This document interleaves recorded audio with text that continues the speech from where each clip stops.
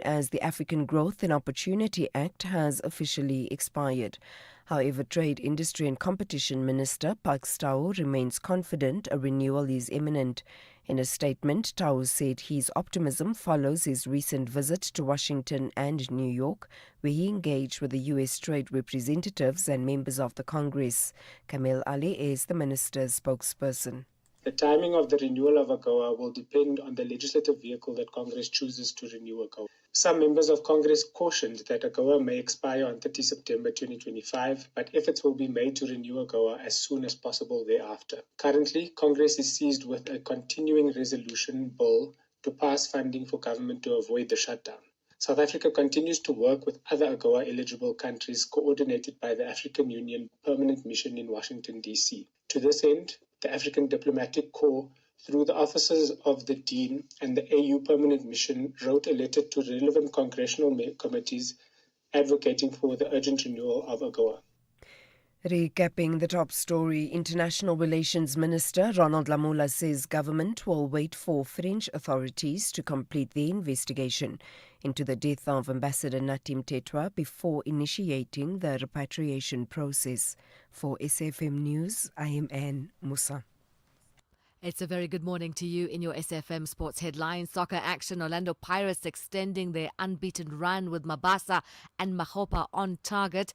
And in rugby, the Springboks stick to their winning formula for the Twickenham title decider. All the details just before 6:30. SAFM, guiding you through the rush hour traffic. Good morning. Heavy coming off the Val on your way to Joburg. A truck crash just north of Meyerton. It's on the R59 just before you get to Meyer Street. So between Johanna Roo and Meyer Street, there's quite a backlog of traffic coming through from Meyerton into that particular scene. Roadworks continue on the N3 North going into Buccleuch. That's likely to be busy and jammed up again from Edenvale as we get into the main rush hour this morning. Crash between Cato Ridge and Hammersdale on your way to Durban. That is going to be slow. Quite a big crash. A truck involved in that. And a spillage as well of Peterborough down to Durban. Likely to be slow today. And Cape Town, a crash on Baden Powell at Jafta K and Masamola. That's holding things up. A taxi involved in that one. And a collision on Robert Sobukwe driving west at Valhalla Drive, causing some delays on Robert Sobukwe, trying to get through towards the N2 highway. With your traffic updates, I'm Rob Byrne.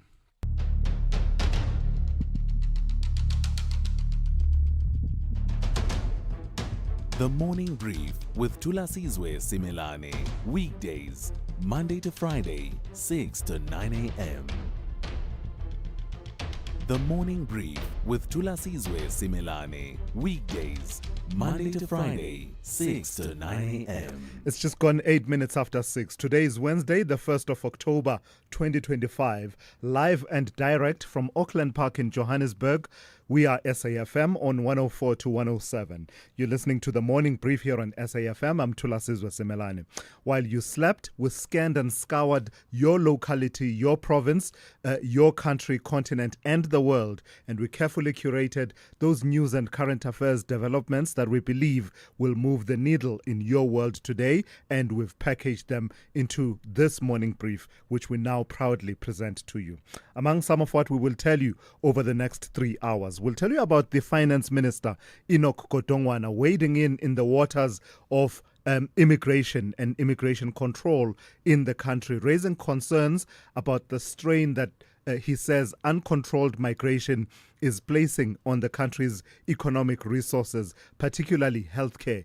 At least he used healthcare as an example.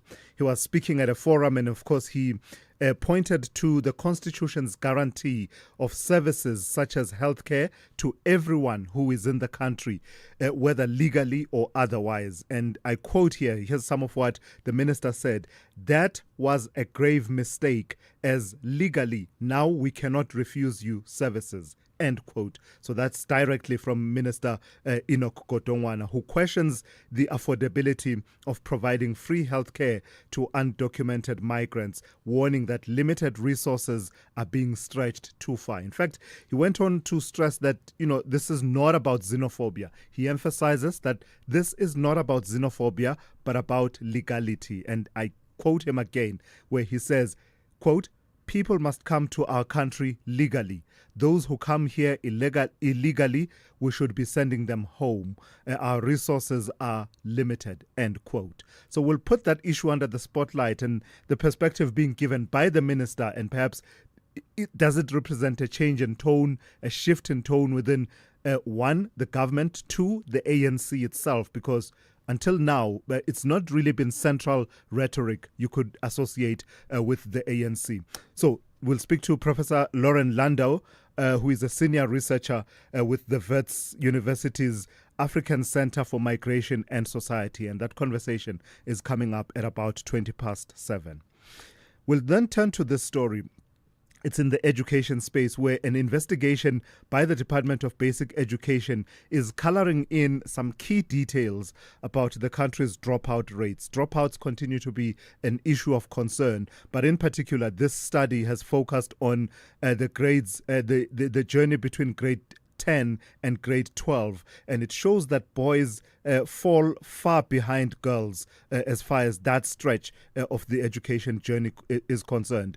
Research was led by Dr. Stephen Taylor from the department, and it shows that only 41.9% of boys in the 2022 grade 10 cohort made it to grade 12 on time in 2024. 41.9% of boys who were in grade 10 in 2022 made it to grade 12 by 2024. Compare that with 56.2% of girls. That's still not a spectacular number, but I mean you can see the gulf and the differential between boys and girls. More than 172,000 pupils, and that's about 16% of the cohort, dropped out altogether within that stretch. So we'll talk about that issue at about 10 to 8 this morning, and we'll bring it under the spotlight and discuss it a bit further. You can join in on that conversation as well and share your own insights and experiences, especially if you are in the education sector. And lastly, let me flag this. If you live in a complex or a sectional title scheme, you'll know how tricky the rules can be, right? From pets, parking, to even what domestic workers can or can't do. Well, now there seems to be some standardization that has happened. The Community Schemes Ombud Service, that is CSOS, has stepped in with a new practice directive that sets the record straight. It came out in July, but only now is it really gaining traction and publicity and being publicized such that more awareness is brought to it. The directive was published in July, as I say. It tackles what it calls, quote unquote, undesirable rules, like forcing domestic workers to wear name tags or imposing excessive fines without due process. So we'll tell you all about it and unpack it. It's a pertinent conversation for many people who live in schemes like these complexes and sectional title schemes. We'll be in discussion at about 10 to 7 with Mervyn Dorosami, who is acting adjudicator general at the Community Schemes Ombud Service. As far as the Morning Brief team goes, we are at full strength once again this morning with N. Musa at the ready with your hourly and half-hourly news updates. Rob Byrne has got your traffic covered. Zai Khan confirms she's got your sport. Melissa Puta with the Morning Brief in brief, and that's coming up shortly. As always, Ntauleng Lechela right on the money with your business and market updates throughout the show. And of course, we'll touch base with Sipho Mantula at about 20 to 7 with the Africa Update. All right, you can be a part of the conversation. Do call me 086 000 2032 or send me a WhatsApp voice note on 0614 104 107. Let's get the Wednesday edition of the Morning Brief underway. SAFM has signed a code of conduct that is enforced by the Broadcasting Complaints Commission of South Africa. Under the code, we are committed to giving news that is accurate, comment that is fair, and programming that is not harmful, does not amount to hate speech, or contain violence or explicit sex. If you think we are not living up to that code, then you can inform the Broadcasting Complaints Commission of South Africa. Direct any complaints in writing to the Broadcasting Complaints Commission of South Africa. PO Box 142365, Craig Hall 2024. Fax to 011-326-3198 or an email to bccsa@nabsa.co.za. For more information, please visit www.bccsa.co.za. Big stories of the day. #The Morning Brief. All right, let's start with Melissa Puta, who's got the morning brief in brief. Just a roundup and highlights reel, in a manner of speaking, of the stories that we believe you should be aware of that we may not necessarily be able to cover within the 3 hours. Melissa, good morning. So let's start in the energy space. Eskom posting a profit for the first time in, about 8 years? Good morning, Thulasizwe. Yes, so Eskom has posted a 16 billion rand profit for the year ending in March of 2025. Its first full year of profit in 8 years, marking a major turnaround from last year's 55 billion rand loss. The recovery was driven by government debt relief, tariff increases, improved sales, and tighter cost controls. Power cuts have also dropped sharply from 329 days to just 13. This marks a positive shift for the state utility and offers renewed hope for South Africa's economy. Yeah, it's bittersweet though, given the increase in the cost of electricity, but we'll take it for now. Staying with issues of electricity, tell me about City Power filing an urgent court application. It's against what? The DPCI. What's that about? So City Power has filed an urgent court application against the Hawks Directorate for Priority Crime Investigation, challenging the execution of a search warrant which was issued on the 17th of September of this year. The utility claims that the warrant was executed unlawfully and seeks to preserve any seized materials at the time. City Power emphasizes it is not opposed to lawful investigations and has cooperated since November of 2024. However, it raises concerns over a procedural violations, including warrantless visits and media involvement. The investigation relates to a 2023 transformer contract worth 67 million rand, where payment was made but no delivery occurred. The court hearing is set for the 7th of October, so we will have to wait and see how this plays out. And the Western Cape government recently announced the closure of 10 taxi routes to try and curb taxi violence. That's not gone down well with one of the associations involved. Not at all. So CODETA has taken the Western Cape Department of Mobility to court over the closure of 10 taxi routes following the deadly clashes with rival association Qatar, which left 6 people dead. CODETA claims that the 30-day shutdown is harming commuters who now face robberies and delays using Golden Arrow buses and has cost the association over 3 million rand. However, Mobility MEC Isaac Sileku defended the closures, stating they were necessary to save lives and restore order, and insisted there had been no official complaints about alternative transport measures that commuters are making. The NEC has also urged both associations to resolve their conflict through dialogue rather than litigation. The case is set to continue on Saturday, so we will have to see if the shutdown of these routes will continue or if they'll finally have them reopened. Yeah, and lastly, truly tragic news coming out on the diplomatic front. Tell me about the death of South Africa's ambassador to Paris. So tributes are pouring in for South Africa's ambassador to France, Nathi Mthethwa, who has died in Paris, reportedly by suicide, according to the Department of International Relations and Cooperation, also known as DIRCO.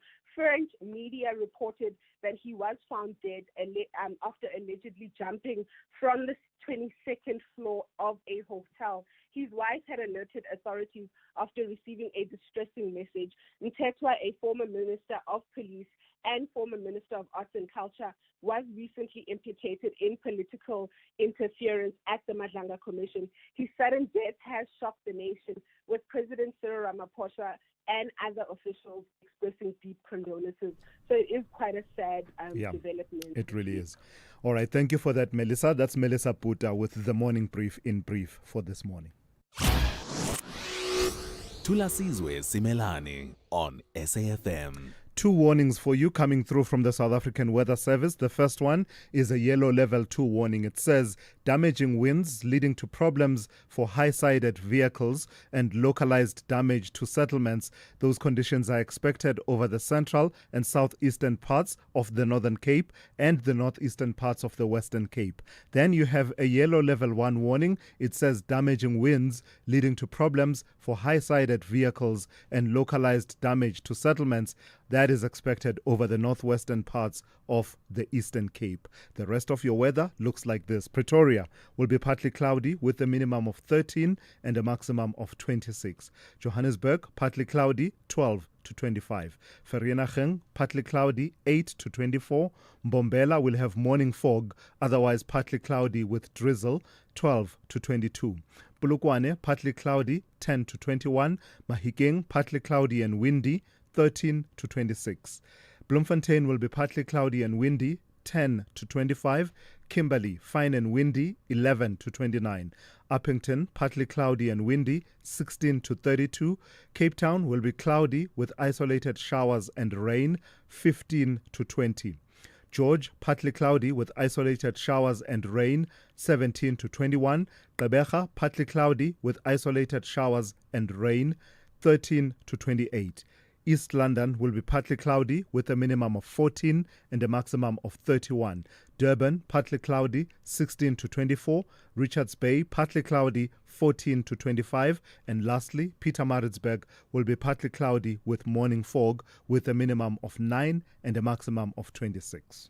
Worldview Update, bringing you closer to international or global news. 21 minutes after 6, the U.S. President Donald Trump delivering a stark ultimatum to Hamas, giving the militant group just 3 or 4 days to sign on to his Gaza peace plan, or in his words, pay in hell. Let me say that again. The U.S. president delivering a stark ultimatum to Hamas, giving the militant group just 3 or 4 days to sign on to his Gaza peace plan, or, in his words, pay in hell.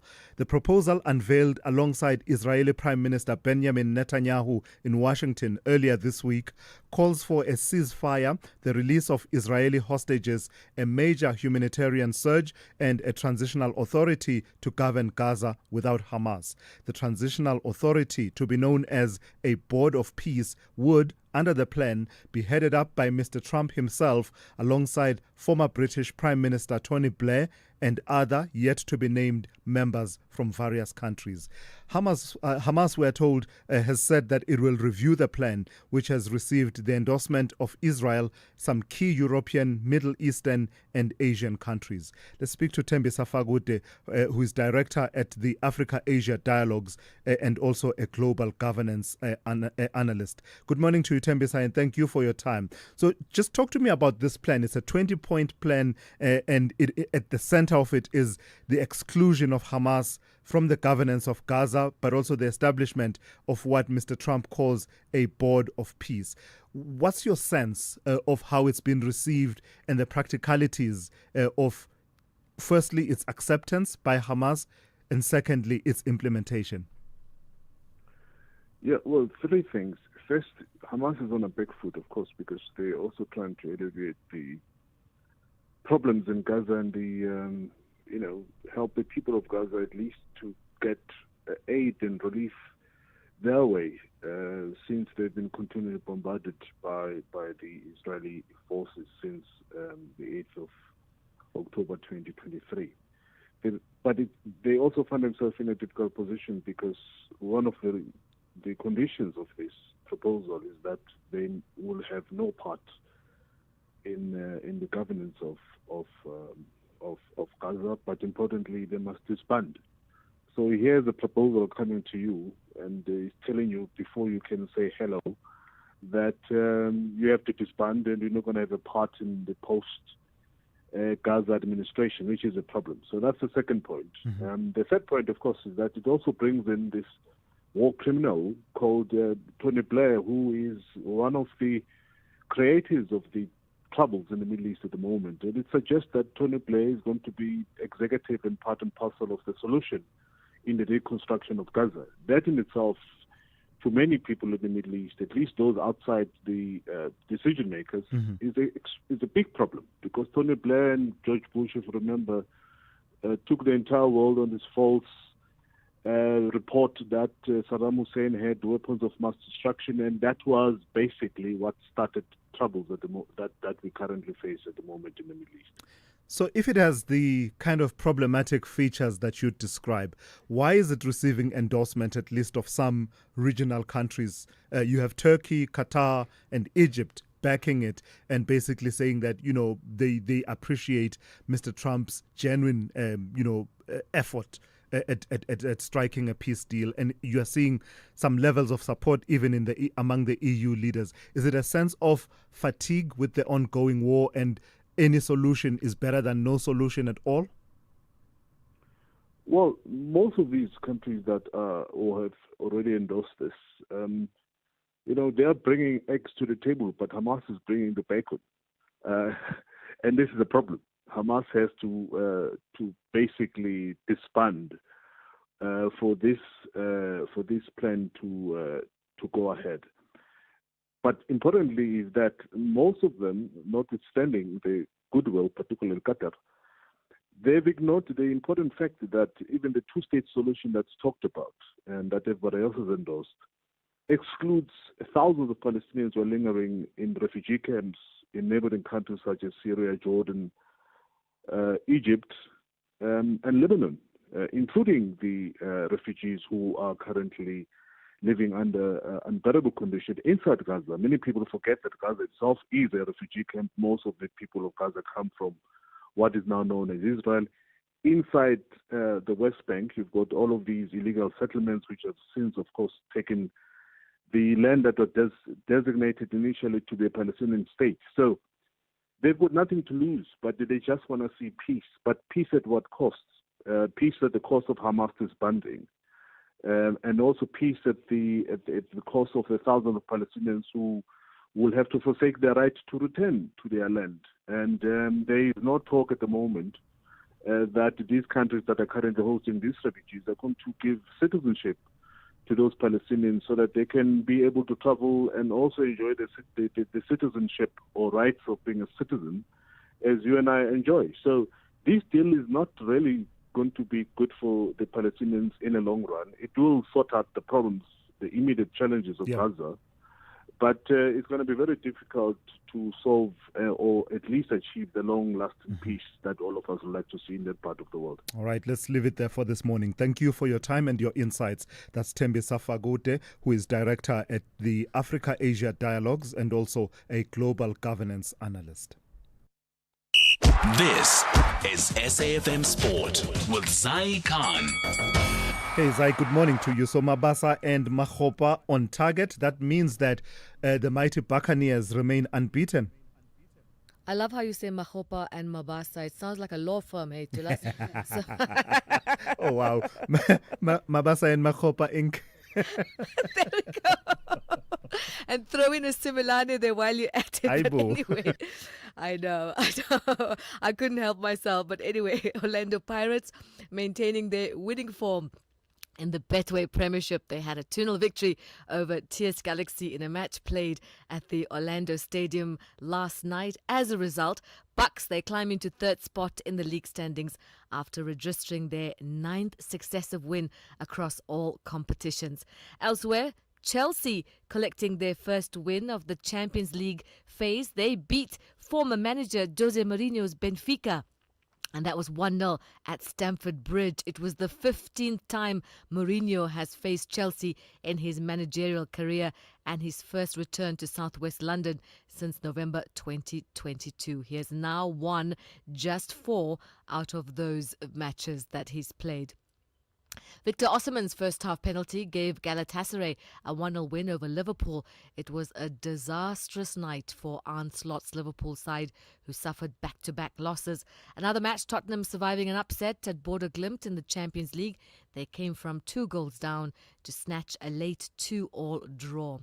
On to rugby, the Springbok coach Rassie Erasmus has made 4 changes to his match 23, and that's for Saturday's Rugby Championship decider against Argentina at Twickenham. Oxenchair returns to the starting lineup after missing last week's clash in Durban with the niggle, while Grant Williams, Jesse Creel and Bongi Mbonambi are recalled to the bench. The rest of the squad remains unchanged, with Ibn Etzebeth starting alongside Ruan Nokia in his 138th test. Captain Sia Kolisi leading the side in his 98th appearance.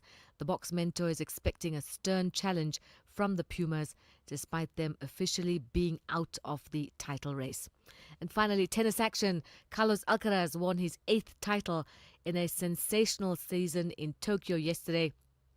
But then he pulled out of the Shanghai Masters because of physical issues. The Spanish world number one hurt his ankle in the opening match at the Japan Open, but shrugged that off to beat the American Taylor Fritz 6-4, 6-4 in the final.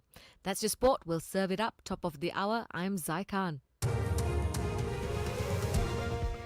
Good morning, I'm Anne Musa. In the headlines, International Relations Minister Ronald Lamola says government will wait for French authorities to complete the investigation into the death of Ambassador Natim Tetwa before initiating the repatriation process.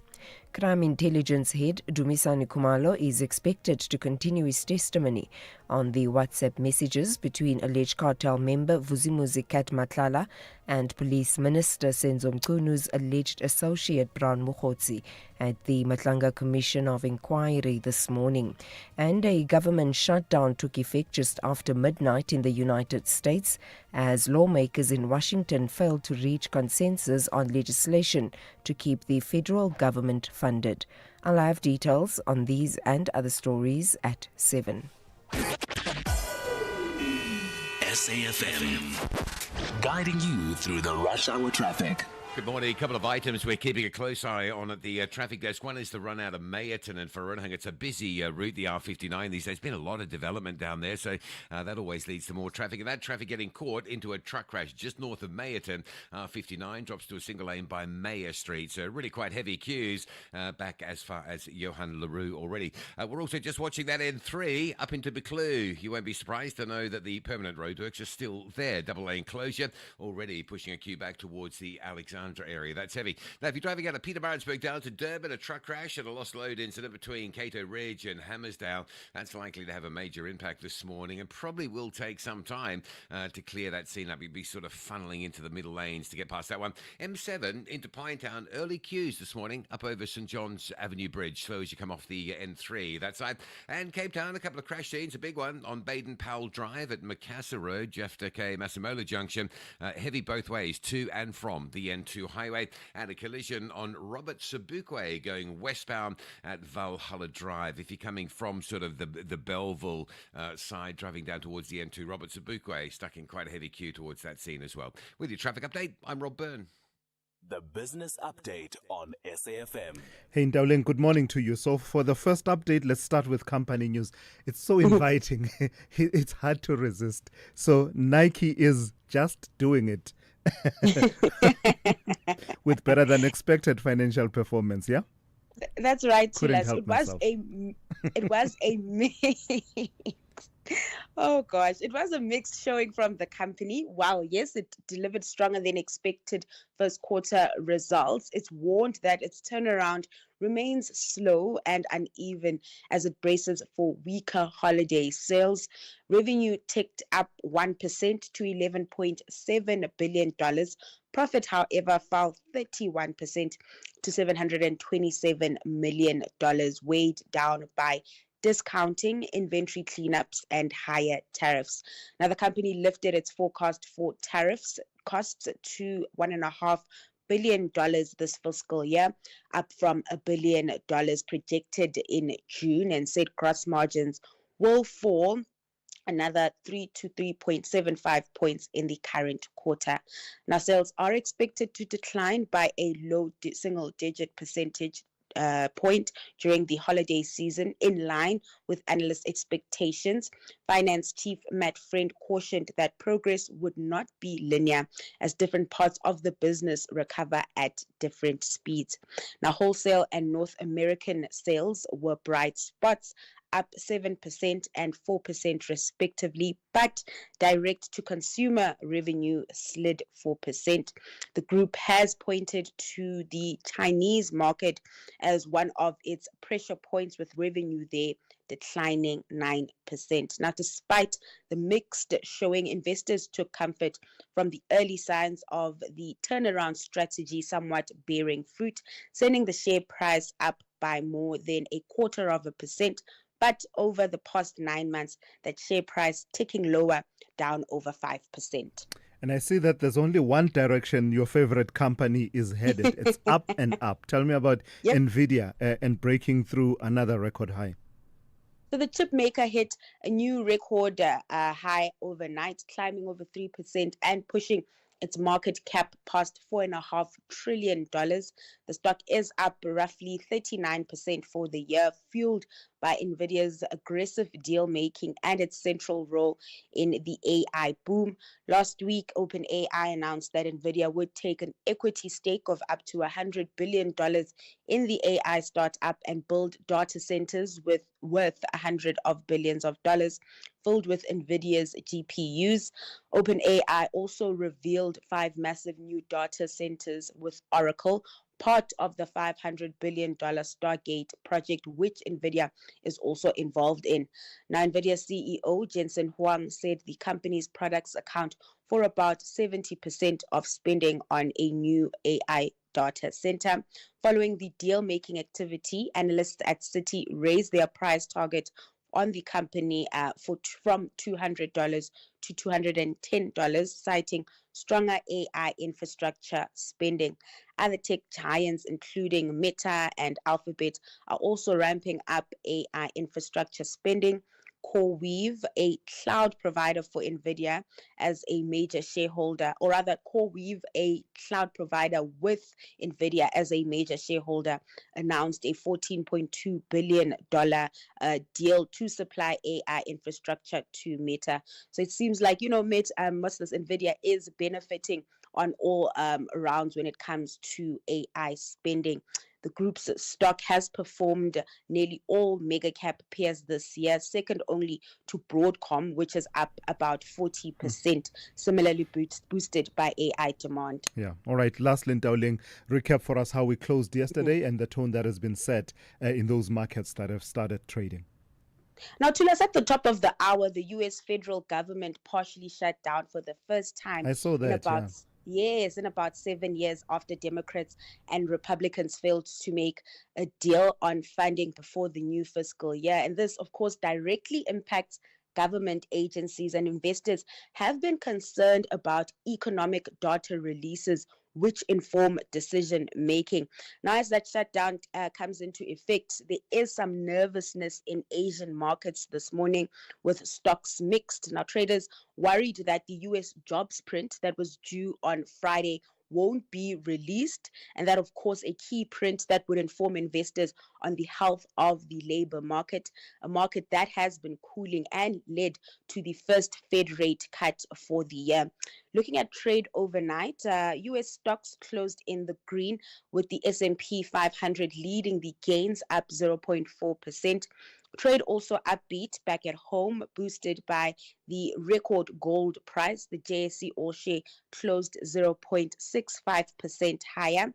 The rand also jumping on the positive bandwagon at 17.27 to the greenback. Meanwhile, in commodities, we're seeing a steady rebound in oil prices, with Brent up close to 0.33%. Trading just above $66 per barrel. But it'll be interesting to see what markets do throughout the day as investors, of course, start digesting that partial government shutdown in the U.S. All right, Ntaoling, thank you for that. We'll touch base with you in the second hour of the show, just after 7:30. Africa Update on SAFM. And for that, we turn to Advocate Sipho Mantula. Raz, good morning. Let's start in Yaoundé. Tell me about, we are, 11 days and counting towards the elections there. And it might or might not, I don't know, continue the long streak of Paul Biya as the president. Refreshing morning, Thulas and Jumbo Africa to the listeners. Indeed, Thulas, we might see the extension of Paul Biya in office since 1982. The last elections, Thulas, around the 7th of October 2018, where Paul Biya was able also to amend the constitution to remove the term limit, to extend the presidency here for 7 years. Hence, we have 2018 to 2025. Also interesting, when you look at the electoral system to last 11 days before Cameroon decides, it is what you call the first past the post voting, meaning the candidate to last who get the most votes will be declared the winner. There's no need to achieve the majority vote. And we are looking at almost 7 million people voting so far who have registered, who have signed up, and will constantly to keep our listeners up to date about elections in West Africa, in Cameroon, Yaoundé. Yeah, and then from Cameroon, take me to the DRC and the conclusion of this, speedy trial for former President Joseph Kabila, which was conducted in absentia. Now we have a sentence. It's a sentence coming from the military court, and it is in twofold. You'll find that it's a sentence to death for treason, the war crimes, conspiracy, and organizing insurrection together with alleged the Rwanda-backed M23 rebel group. But also this order to us, it says that he has to pay $29 billion damages to the DRC, $2 billion to the province of North Kivu, $2 billion to South Kivu, and ordered also his immediate arrest. His whereabouts are unknown to us. The last time we saw him, he was in Sandton, moving from Sandton to Goma in the DRC around April. And remember, he has already said that this trial was a politically charged trial. They are trying to silence the opposition, but it appears that the military court has already passed the verdict to us. Like we have said, he's been sentenced to death. It might also create a lot of tension about how will SADC, the AU, the Washington process, how will they deal with the Congo crisis when you have a former president being sentenced to death. It certainly is an interesting spanner in the works. Let's see how it complicates the situation further there. Let's go to Ethiopia, Sipho. Tell me about what's being described as a silent genocide in Tigray. What's that about? Tulas, you'll recall that in 2022 here in Tshwane, a Pretoria Peace Agreement that was signed between the government of Ethiopia and the Tigray People's Liberation Front had to look at main issues that will deal with the return of IDPs, dealing with the withdrawal of forces. Now the TPLF accuses the guarantors of this peace process, the US, European Union, the AU, and the United Nations failing to act to us, and they are alleging that it's a silent genocide that is continuing nearly 3 years after the Tshwane Accord was signed. And you'll recall Nome Phumzile Mlambo-Nyuka, Thulas, Uhuru Kenyatta, Obasanjo. They were the mediators for the AU when they were dealing with this crisis. President Ramaphosa had former President Kgalema Mohamed-Ante as the special envoy on the Tigray conflict. Now you see that TPLF is lamenting Thulas, is appealing to the AU since the beginning of the year under the new chairpersonship, but it seems that there is no clarity about what will happen, but they are raising this element of silent genocide happening in the north part of Ethiopia. In your historical archives, Sipho, this is the deepest I've ever seen you dig. You've gone really, really deep. The books are not just dusty. I mean, the pages are probably sticking together. But you went all the way back to 1 October 1881. Tulas, I went to 1881 and 1959. These two men were born on this day. I started from South Africa. That will have been 144 years. He was the co-founder of the now ANC. It was the South African Native National Congress, now being the African National Congress. He was a journalist, was a lawyer, he made a seminal speech to us of 1906, the regeneration of Africa. He was born in Inanda Mission Station in KwaZulu-Natal. I went to Senegal, Dakar, to a former minister of tourism and arts and culture, an artist, a UN Goodwill Ambassador of the UN who was born in Dakar, Yosu Ndo. He once said to us, politics is politics, art is art. If you play a political role, you have to stop being an artist. That was Yosu Ndo. Hence I thought, let me bring these two great men as we are opening the month of October, being the Africa Human Rights Month, to us. A critical month also where we will deflect on many African independences. What do they mean? Elections also loading in many African countries as we start the month of October. Asante sana. Nicely done. Thank you for that. That's Sipho Mandula there with your Africa update. With the ever-changing financial landscape, it can be difficult to make sense of all the moves at times. Join me, Jimmy Moyaha, on the SAFM Market Update with MoneyWeb, Mondays to Thursdays, 6 to 7 p.m, as we break down the key market trends, top financial stories, and smart investment insights, all in one place. It's everything you need to stay financially informed and ahead of the curve. Thulasizwe Simelane on The Morning Brief. Weekdays, Monday to Friday, 6 to 9 a.m. All right, 15 minutes to 7 on this Wednesday. The fallout continues around the sanction by FIFA on South Africa, the South African Football Association and Bafana Bafana. Well, the South African football being rocked by a public fallout between the South African Football Players Union, SAFPU, and the South African Football Association, SAFA. And this follows the loss of 3 critical World Cup qualifying points. In a sharply worded statement, SAFPU accuses SAFA of gross administrative negligence and defends Bafana Bafana midfielder Tebogo Mokoena, who was suspended as a result of what the union describes as a procedural failure. Well, his suspension at least being at the heart of this controversy that led to Bafana Bafana being docked points in the qualifying campaign. Let's speak to Tebogo Mokoena, who is the acting president of the South African Football Players Union. Good morning, and thank you for your time this morning. Just outline for us your position. You're calling this negligence, administrative negligence. SAFA says they are going to appeal, but at the same time apologizing to South Africans. What do you make of that? Good morning, and good morning to the listeners as well, and thank you very much for having me. Yes, indeed, the South African Football Players Union, we're not happy with the way the federation is doing things in terms of administratively. And that end up costing the players, a massive 3 points. You would understand that players have an agreement with the federation to bring 3 points in every match that they play, and they did that exactly. And we believe as a union where we are sitting that this is negligence from the federation itself. We are a country that is rated highly in Africa in terms of football administration and football as a whole. And we don't expect countries such as South Africa to do such a lame administrative mistake, and now which now it brings or rather drags the players into this mud. It's not entirely the responsibility of Mokoena as a player or any other player to track down the suspensions.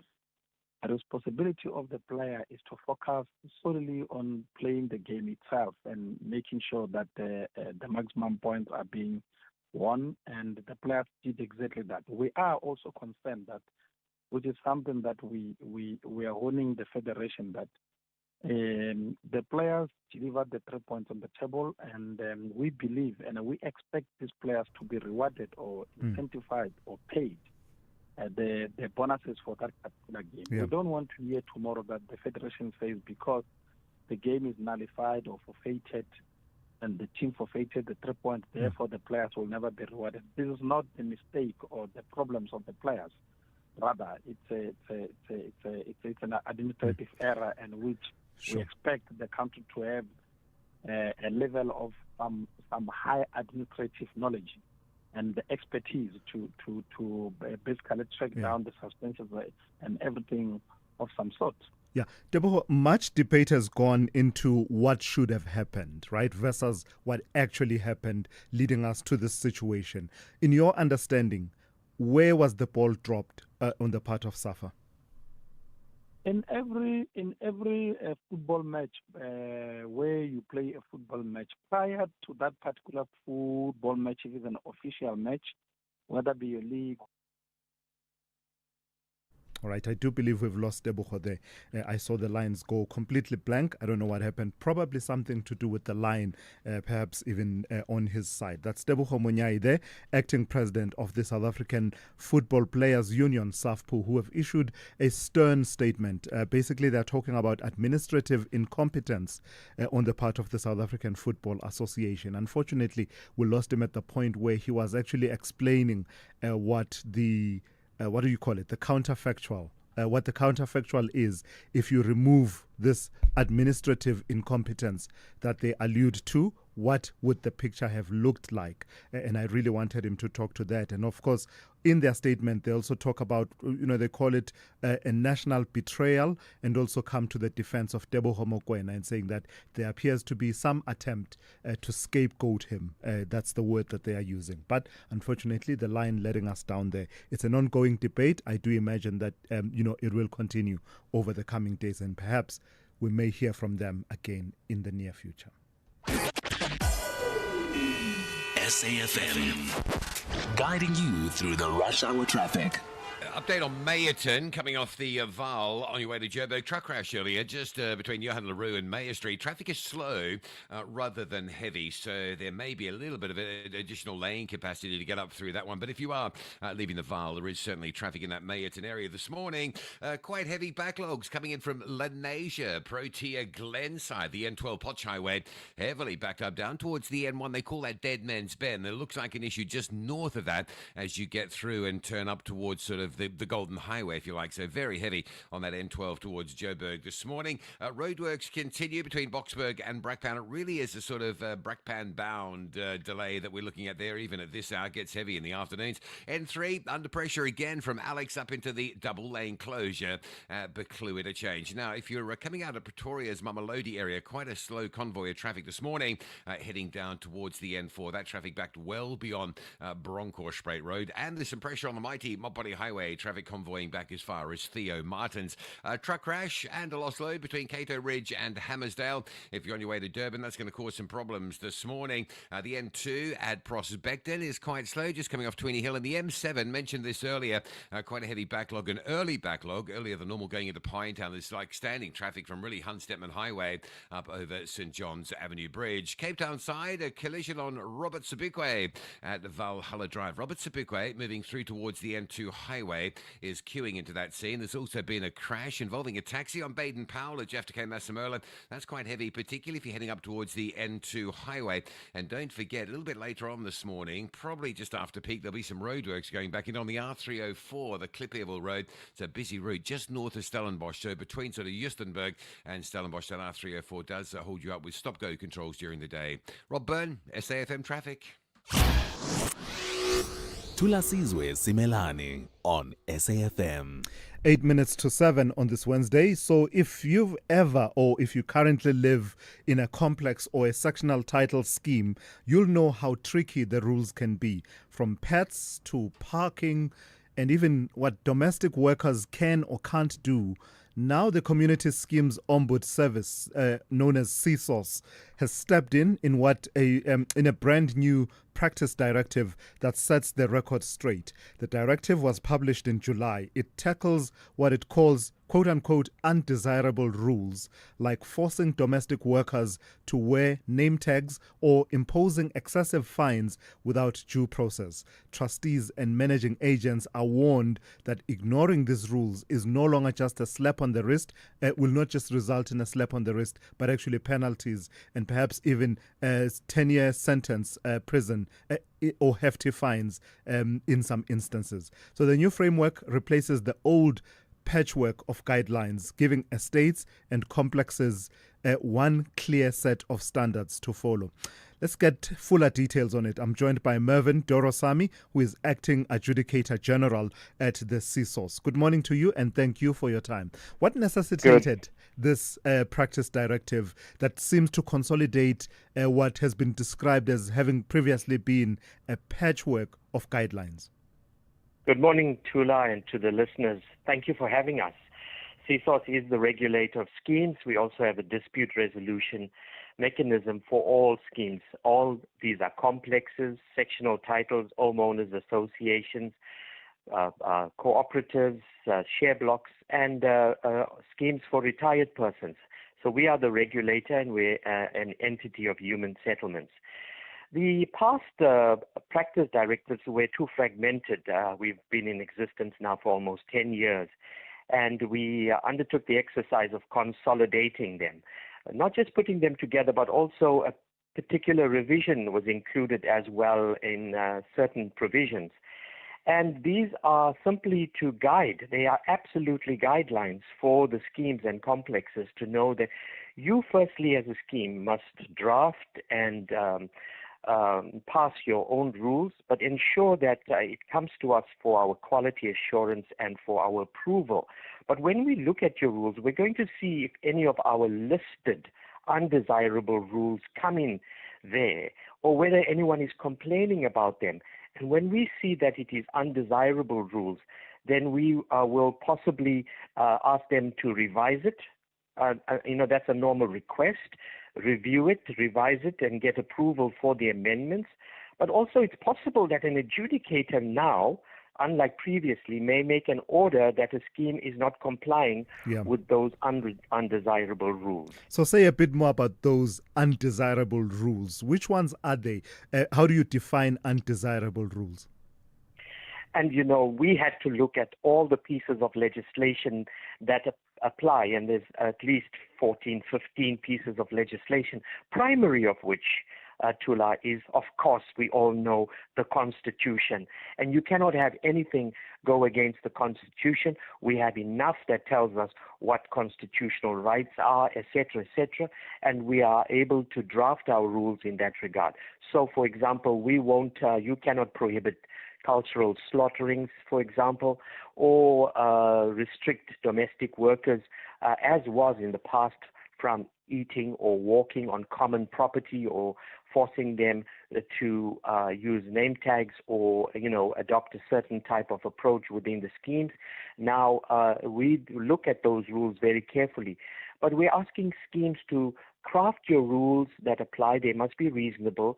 We are not the first ones to check your rules. You should be checking your rules against the law, have it checked and drafted correctly, bring it to us for quality assurance, and then we will be able to pass them, and you can then enforce the rules. May I also point out, in your intro, you mentioned that they would be in line for penalties and imprisonment. That comes in not just for breaking, that does not come in for applying undesirable rules, etc. That applies for non-compliance with registration, payment of CSOS levies, and for submission of scheme governance documents. This is the overall regulatory compliance. That's what the penalties apply for, not necessarily for undesirable rules. And thank you for that clarity. But there's a point that you raised, and I know that I'm singling out one issue out of many within the scheme of undesirable rules, because they do cover, as you've just outlined, everything from rules around pets, parking, and the likes, and fines, etc. But there's an element where you were talking about adherence to the Constitution and its values, and you briefly mentioned the issue of slaughtering, cultural slaughtering within complexes. Just run over that again for us. What's the position right now? Can a scheme come and say that our rules prohibit practices such as slaughtering within the complex for cultural purposes? Yes, certainly. We won't quality assure, or rather approve those rules. The slaughtering of animals for cultural and religious purposes cannot be prohibited in terms of the Constitution and in terms of our rules now and practice directives. Conditions for slaughtering must be imposed and must be adhered to. For example, at least 2 weeks written notice must be given of the intended event, the date, where it includes the date, the type of animal, the name and qualification of the person doing the slaughtering, the confirmation that the animal will be brought onto the premises just prior to the ritual, notice from the local authority, a certificate from the Society for the Prevention of Cruelty Towards Animals, known as the NSPCA, and then also notice must be given to the executive committee members of the intended action, And any failure to comply, which means then that the body corporate can prevent that act or of ritual or cultural slaughtering from taking place on the premises. Or even if it takes place without permission or adherence to those requirements, then a penalty can be imposed. Those penalties come from the scheme themselves, not from CSOS, but from the schemes themselves. There's a penalty range. For example, if it's a first transgression, they'll be given a warning. A second transgression, it gets even more punitive as you go along, depending on what the schemes have imposed. And also then we've included that in nature and wildlife estates, community schemes, such as those wildlife estates with conserved fauna and flora, are permitted to prohibit the slaughtering of those animals. It has to be a livestock animal and then meet the requirements that I also just mentioned. All right. Thank you for sharing those insights with us. Interesting developments in that space. That's Mervyn Dorosami, who is Acting Adjudicator General at the Community Schemes Ombud Service, that is CSOS. Brings us to 7 a.m. Let's go straight to N. Musa with the latest news. Outsurance is in the business of saving you money on your car insurance premium. If they can't, ask for 500 Rand. SMS out to 30754. That's out to 30754.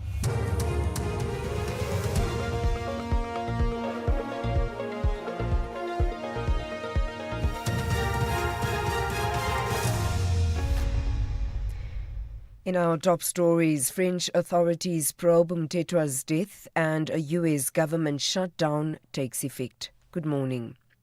International Relations Minister Ronald Lamola says government will wait for French authorities to complete their investigation into the death of Ambassador Nathi Mtetwa before initiating the repatriation process.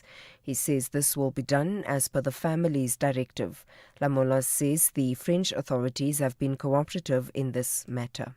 Once there is an amount of clarity from the French police, the family and the mission will work on the process to repatriate his body back to South Africa, and the family will obviously decide on the processes in relation to his funeral. They will obviously be in consultation with government, which then announcements will be made at the right time once all the consultations and the decisions have been made by the family in consultation with government. Crime Intelligence Head Dumisani Khumalo is expected to continue his testimony at the Madlanga Commission of Inquiry on WhatsApp messages between alleged cartel member Vuzimuzi Kat Matlala and Police Minister Senzo Mkunu's alleged associate Brown Mukhotsi.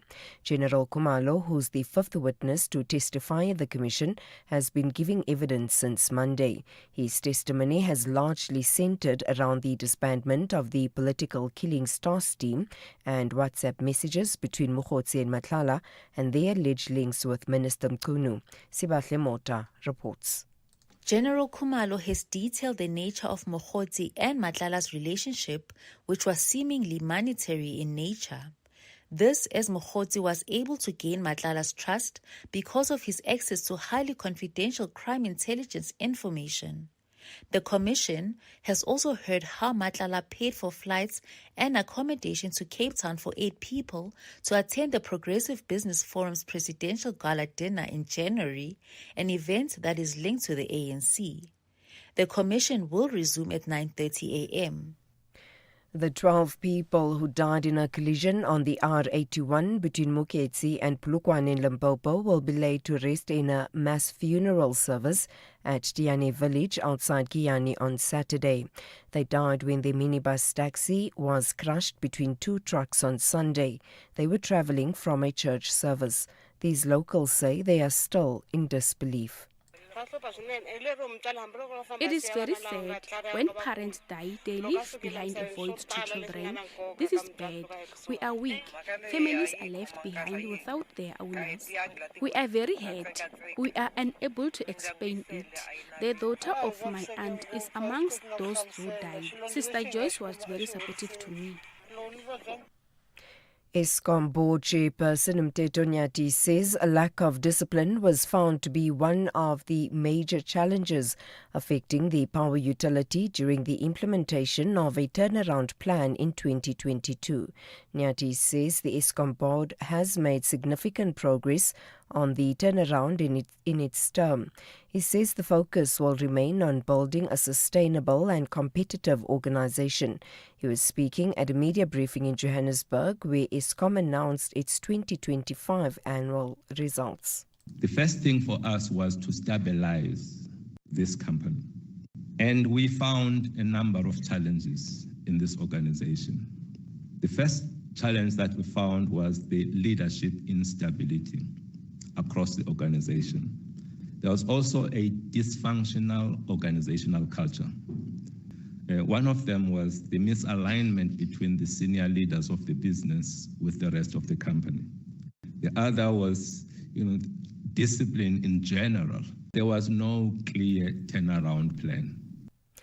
And finally, a government shutdown took effect just hours after midnight in the United States as lawmakers in Washington failed to reach consensus on legislation to keep the federal government funded.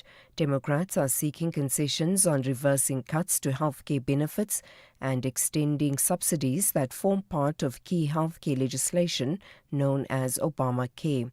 Hundreds of federal workers face redundancy and various services and federal agencies are affected nationwide.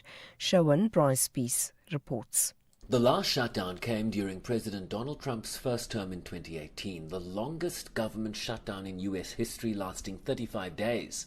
Democrats want to use the funding bill to reverse Republican cuts made to health care, which nonpartisan groups say would reduce hundreds of billions of dollars to Medicaid spending and increase the number of uninsured by several million. Republican Senate leadership has expressed openness to negotiate, but not on the stopgap funding measure. Trump warned Democrats a shutdown could lead to irreversible actions, including shutting down programs and firing staff permanently.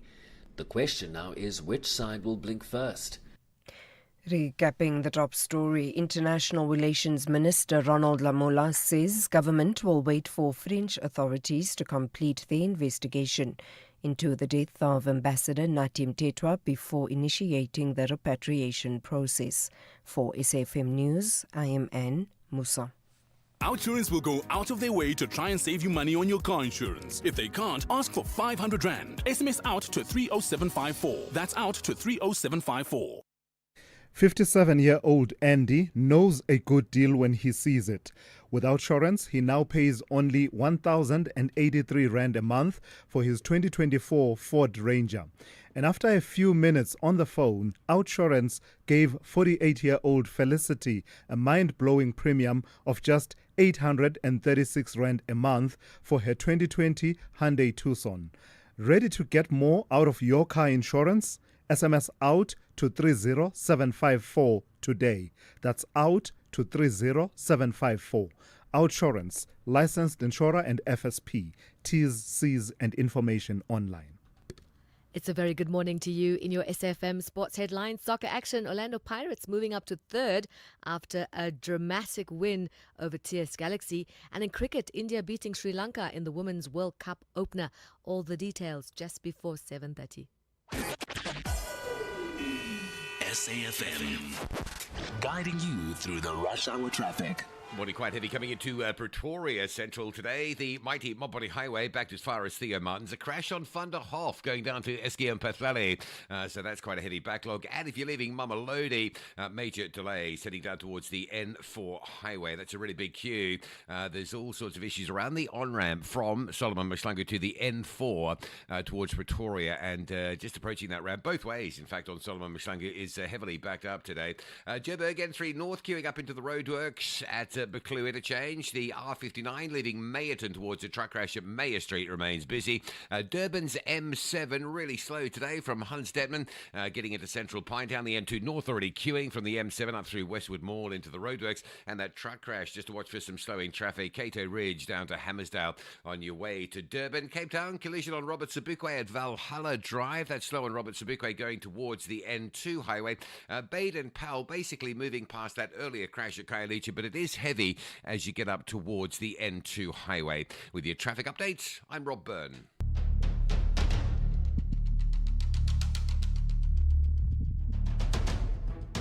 The Morning Brief with Thulasizwe Simelane. Weekdays, Monday to Friday, 6 to 9 a.m. The Morning Brief with Thulasizwe Simelane. Weekdays, Monday to Friday, 6 to 9 a.m. It's just gone 9 minutes after 7 on this Wednesday. It's great to be in your company. We've got lots of ground to cover in this half hour. We'll be focusing a lot more on the revelations out of Tembisa Hospital, the investigation by the SIU. And in fact, there's further reporting from News 24. If you thought the revelations left your head spinning yesterday, well, stand by. I'm about to speak to Jeff Wicks, who is News 24 investigative journalist and also the author of The Shadow State, Why Babita Deokaran Had to Die. And then immediately after that, we'll get the reaction from Jack Bloom of the DA in Gauteng. But immediately after that, then we will then be talking about some of the comments, the recent comments that were made by the Finance Minister Enoch Godongwana regarding regulation of migration in the country. That and more still to come within this hour.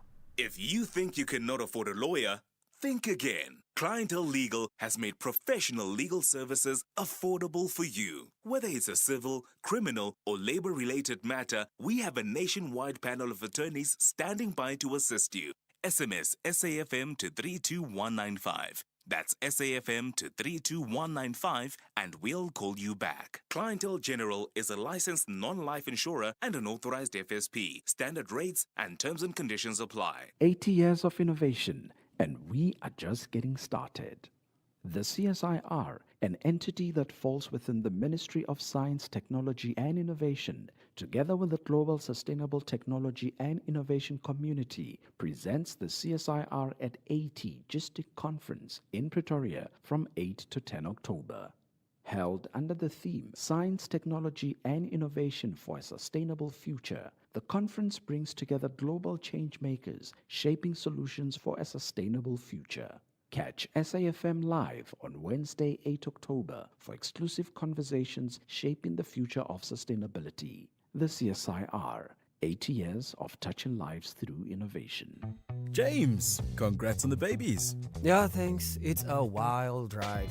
You're a new dad, 2 babies, 0 sleep, and 1 car that apparently couldn't cope. Yeah, the hatchback was my baby, but it just didn't have enough space for my 2 new babies. And are you happy with the price when you sold 2 WeBuy cars? Very.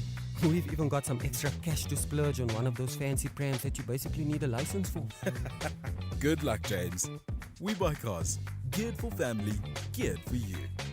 The Morning Brief with Thulasizwe Simelane. 11 minutes after 7. We now have a clearer, more damning picture, more devastating picture of the industrial scale corruption at Tembisa Provincial Tertiary Hospital in Gauteng. Corruption that whistleblower Babita Deokaran tried to expose before she was assassinated in 2021. Deokaran, a senior official at the Gauteng Department of Health, had flagged 850 million rand in suspicious tenders. Now, an interim report by the Special Investigating Unit, the SIU, reveals that the real figure could exceed 2 billion rand, pointing to a vast network of colluding officials and well-connected syndicates who treated the hospitals pretty much like a personal ATM.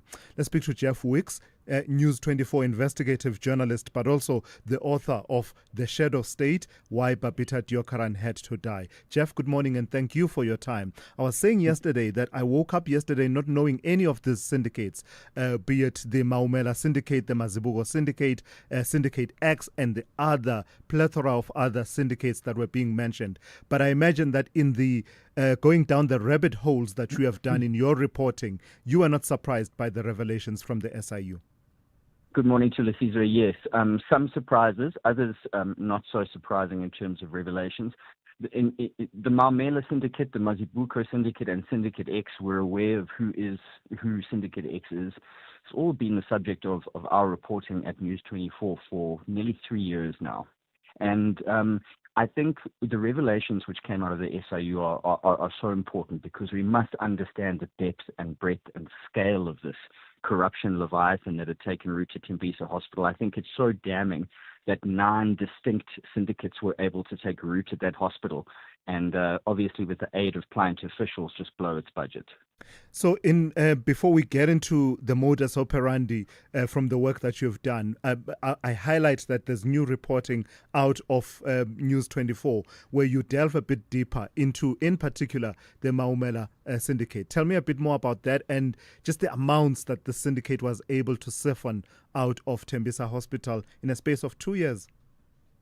So the Maumela syndicate, during our reporting, we were able to link 21 entities to Hangwani Morgan Maumela, who is President Cyril Ramaphosa's nephew from a previous marriage. And the SIU codified that that syndicate was actually in fact larger. They managed to identify 41 companies as part of his extraction syndicate, responsible for 820 million rand pulled out of Tembisa Hospital. But we also know that Mr. Maumela is a prolific businessman and has now moved his attention to the Northwest, and he actually used one of the same companies identified in the Tembisa Hospital scandal to bid for a Northwest Health Department catering contract for 17 hospitals, which would have been worth more than R1 billion had he won. And you're saying it's that brazen that there's actually an attempt to challenge a decision in relation to that contract that he was bidding for in the one of the companies that are part of the syndicate were bidding for in the Northwest? Absolutely, and that's what shocked me was that a proxy entity was simply recycled and then wielded in a separate province, and so brazen that they would go to court, considering that when they submitted documents for the bid and for the court case, they submitted a fraudulent BEE certificate, which we ourselves managed to confirm through the agency that rated them. So, that then courts the controversy of fraud and perjury charges. So it remains to be seen what will happen in the Northwest, but I think the take-home from this is that the Tembisa Hospital syndicates were in no way confined to that facility. We know that they were in 5 other hospitals in Gauteng at least, and now we see them moving into other provinces looking for cash. My goodness, and who knows what is still to come out of the other hospitals where they have been active. But a question, Jeff, in all of this, we're talking over 2 billion rand. At least according to the estimation of the SIU. Was any semblance of value gained by the taxpayer in any of this? Thulasizwe, at this stage, there is no evidence to suggest that any medical equipment or goods or services were in fact actually delivered. If you look at the money flows codified in a treasury report into the Maumela syndicate, cash simply just moved between the companies. There was no spending on staff or salaries or stock. It seemed to me, at least, that it was simply an extraction syndicate purposefully geared to pull cash out of the system and not actually deliver anything in return.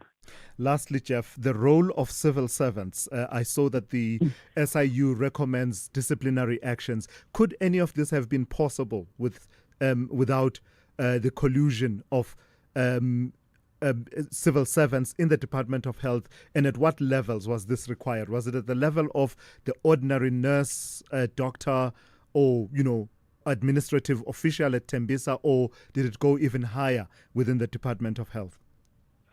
So Thulasizwe, in order for them to extract so much cash from Tembisa Hospital, it meant that the entire procurement value chain had to be purchased, from the person who initiated the order in the hospital all the way up into the management suite.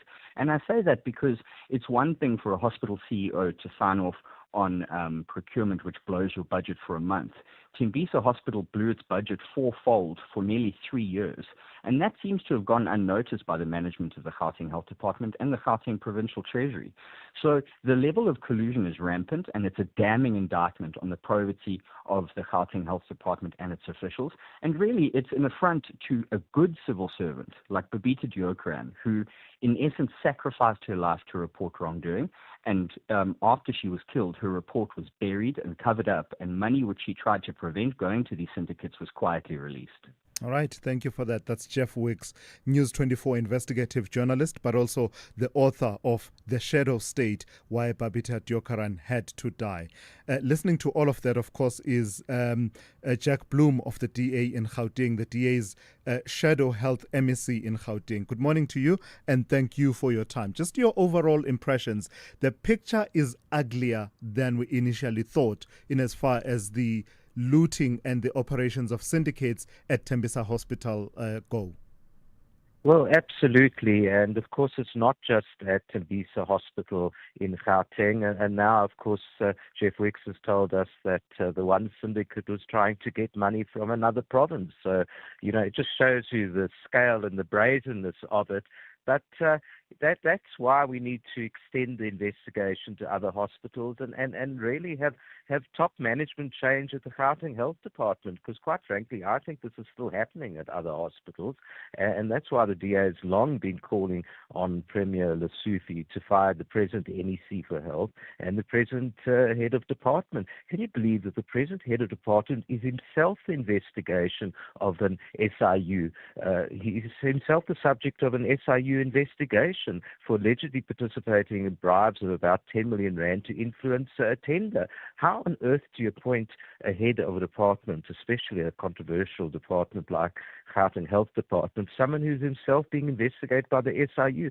So the rot really does start at the very top. And for all the good words that the Premier has said when the report was released, he's not taking action. He actually needs to change the top leadership of that department and put in competent, honest people who would clear out the rot once and for all. And it's not happening because I think there's political protection. As we've seen, Morgan Maimela actually is a nephew by previous marriage to President Cyril Ramaphosa. He seems to have all sorts of political connections and I believe political protection.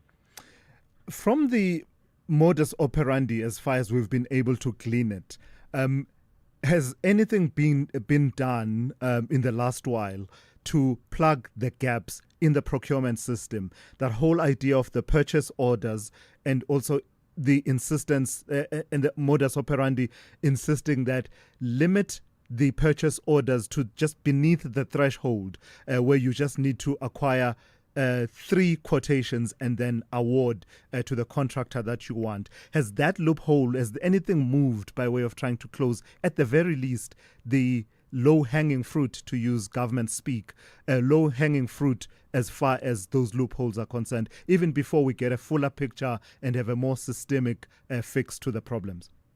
Well, amazingly, the 500,000 limit below which you didn't have to go out to tender, you could just get 3 quotes, has actually been expanded to a 1 million limit. So now you've actually got more capacity to engage in this sort of thing. But look, the department claims that they've tightened up supply chain management in various ways. But you can have the best procedures in the world if you've got crooks amongst your officials, people who are willing to take bribes, then it's not going to work. And if people are protected by higher up people in the management system, then we're still going to have this sort of thievery. And that's why we need a total cleanup at the department, which hasn't really happened. The history of the department's reaction to the revelations by the SIU and by the media is that they've really stonewalled disciplinary action. I mean, one of the chief alleged culprits is the former chief financial officer that Babita Deokaran reported the corruption to, who did nothing about it. And it was only because a year later, after assassination, when Jeff Wicks managed to get hold of Babita Deokaran's cell phone and laptop, the police did absolutely nothing with it, that we know anything about this at all. Now, the disciplinary case against the former chief financial officer, it took 2 years. They paid her 3 million rand while she was suspended on full pay. And then they allowed her to resign just before the discipline was going to be concluded. Now, the DA is now calling for the 13 officials who have now been further implicated. The disciplinary action there should be speedy. They should not be allowed to resign before it's concluded. And they should be held liable and, attach their pension funds if they're found guilty. All right, let's leave it there for this morning. Jack Bloom is the DA Gauteng Shadow Health MEC. Thulasizwe Simelane on SAFM. 23 minutes after 7. The Finance Minister Enoch Godongwana has raised concern about the strain of uncontrolled migration, that it is placing on South Africa's economic resources, particularly in healthcare. The minister points to the Constitution's guarantees of services such as healthcare to everyone who is in the country, whether legally or otherwise. And he says, and I quote here, "That was a grave mistake, as legally now we cannot refuse you services," end quote. Godongwana has questioned the affordability of providing free healthcare to undocumented migrants, warning that limited resources are being stretched too far. He stressed that this was not about xenophobia, but about legality, adding, and I quote, "People must come to our country legally. Those who come here illegally, we should be sending them home. Our resources are limited," end quote. Let's get the perspective of Professor Lauren Landau, who is senior researcher with Wits University's African Center for Migration and Society. Good morning to you, and thank you for your time, Prof. So your sense of the minister's comments, is this a shift in thinking, at least at the governmental level, around this issue of migration in relation to the constitutional provisions that in actual fact we do have right now versus what many wish we had? Prof? Yes, I can. Yeah, please go ahead. Okay. Yes. Yes. I think what we're seeing here is not really as much of a shift. Government has always been concerned about migration, and one of the arguments against it is that it puts an undue burden on services, whether it's health, education, housing, etc. I think what we're seeing a shift here is even further away from something that is fact-based, legally based, and just rooted in the realities of South African life. The truth is already immigrants, especially if they're undocumented, are paying for the services that they get. The only thing they're entitled to for free is emergency services, and that's very rare by comparison.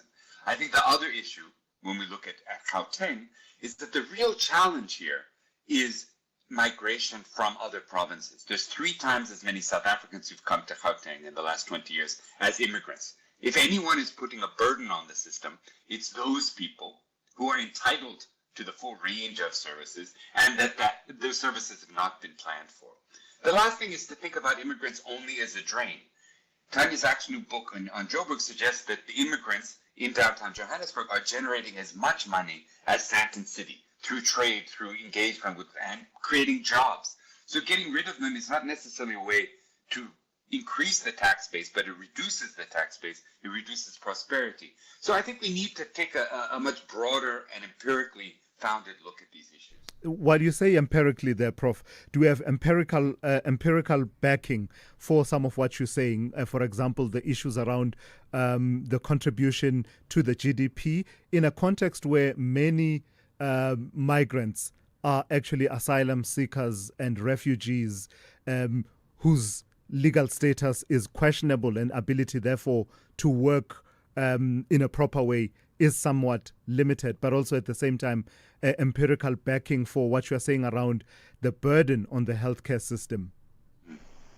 Yeah, I mean, if we look at the numbers, and I'm looking right now at a stats SA report, which is the best data that anyone has, and is the data that government is supposed to draw its findings from, we see the numbers. The numbers are just very clear. In terms of the contribution, this is based on research by scholars, by people in universities, by anyone who's engaged with this. And almost everyone has suggested that immigrants, whether they have documents or not, are contributing more than they're taking.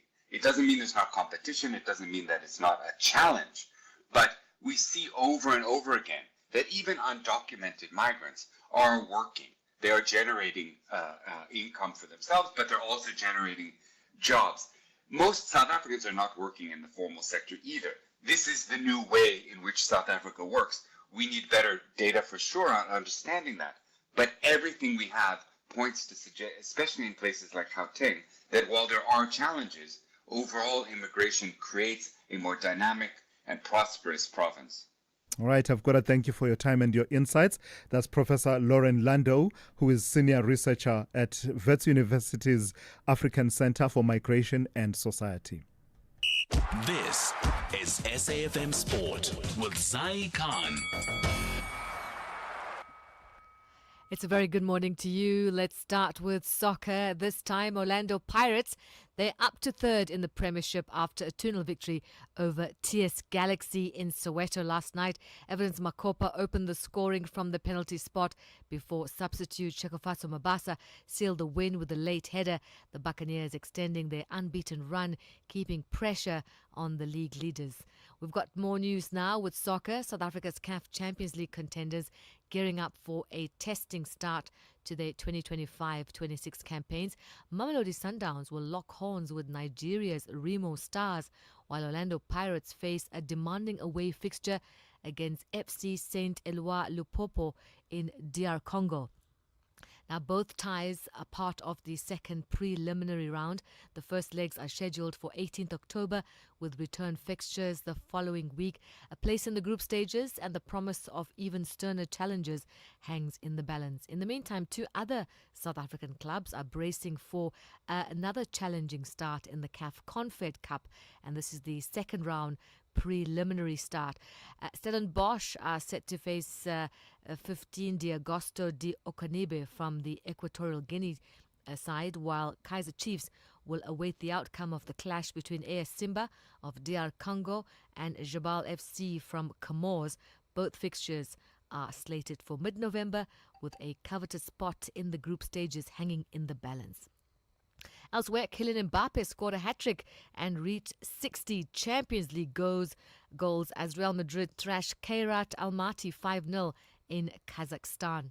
And cricket news, India staging a brilliant comeback after a middle-order collapse to beat Sri Lanka by 59 runs in a rain-affected opening match of the Women's World Cup that's taking place in Guwahati. We've also got some other news with regards to the Sean Maswanganyi story. The South African sprinter saying he's learned to deal with the negative feedback after fans blamed him for the country's 4x100-meter relay failure in Tokyo. In an interview with SABC Sport, he spoke for the first time about being impeded by Italy's Marcel Jacobs while running in the first leg. The clash forced him to abandon the race, with the baton never reaching teammate Sinesipo Dambile. Maswanganyi says he just have to take it on the chin despite feeling like it was not his fault. Only thing I can do is just shake it off and, just try to be the best person I can be, because at the end of the day, whenever something doesn't go right, someone has to be blamed.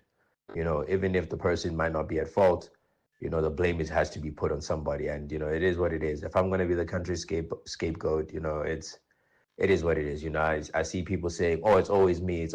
And then, they can't even name any other time, really, I messed up the relay, so it's tough. But, at the end of the day, when you're doing something right, not everyone's going to... Not everyone's going to be a fan of you. They love you one day, they hate you the other. And that wraps up your morning brief sport. We'll be sprinting back top of the hour. I'm Zai Khan.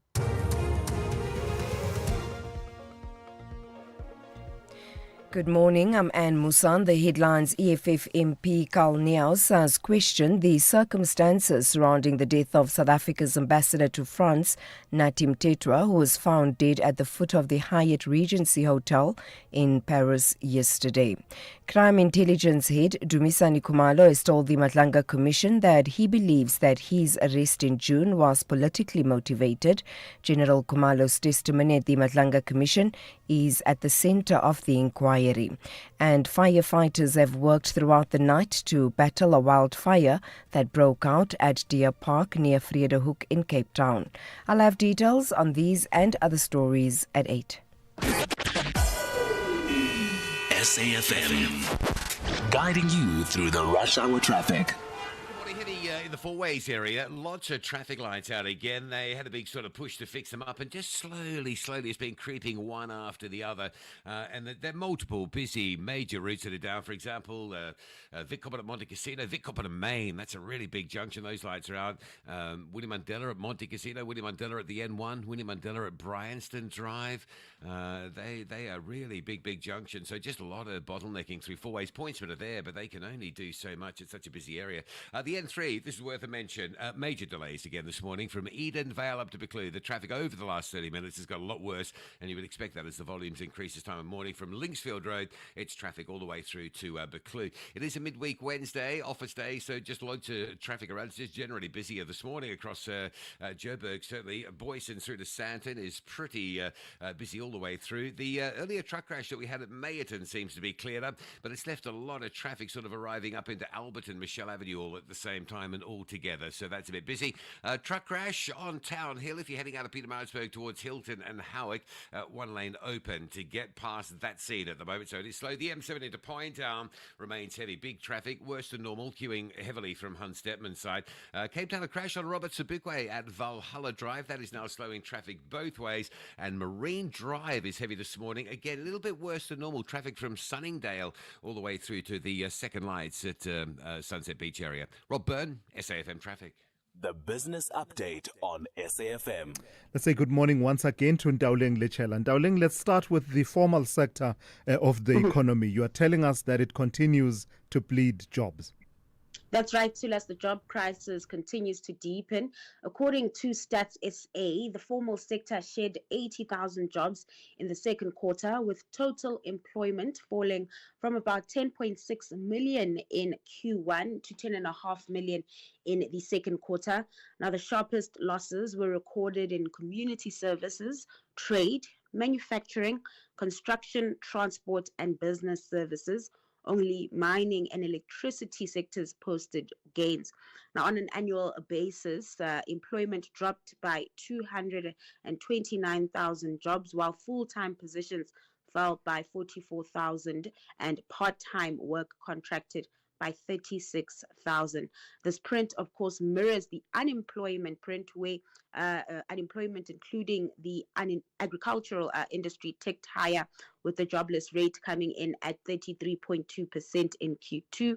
Economists warn that things aren't going to get better anytime soon, with Northwest University Business School's Raymond Parsons saying unemployment will remain unsustainably high until economic growth accelerates and real structural reforms start filtering through to the economy. Analysts also noted increased retrenchment announcements from big businesses over the third quarter, saying that will likely push the jobless rate higher.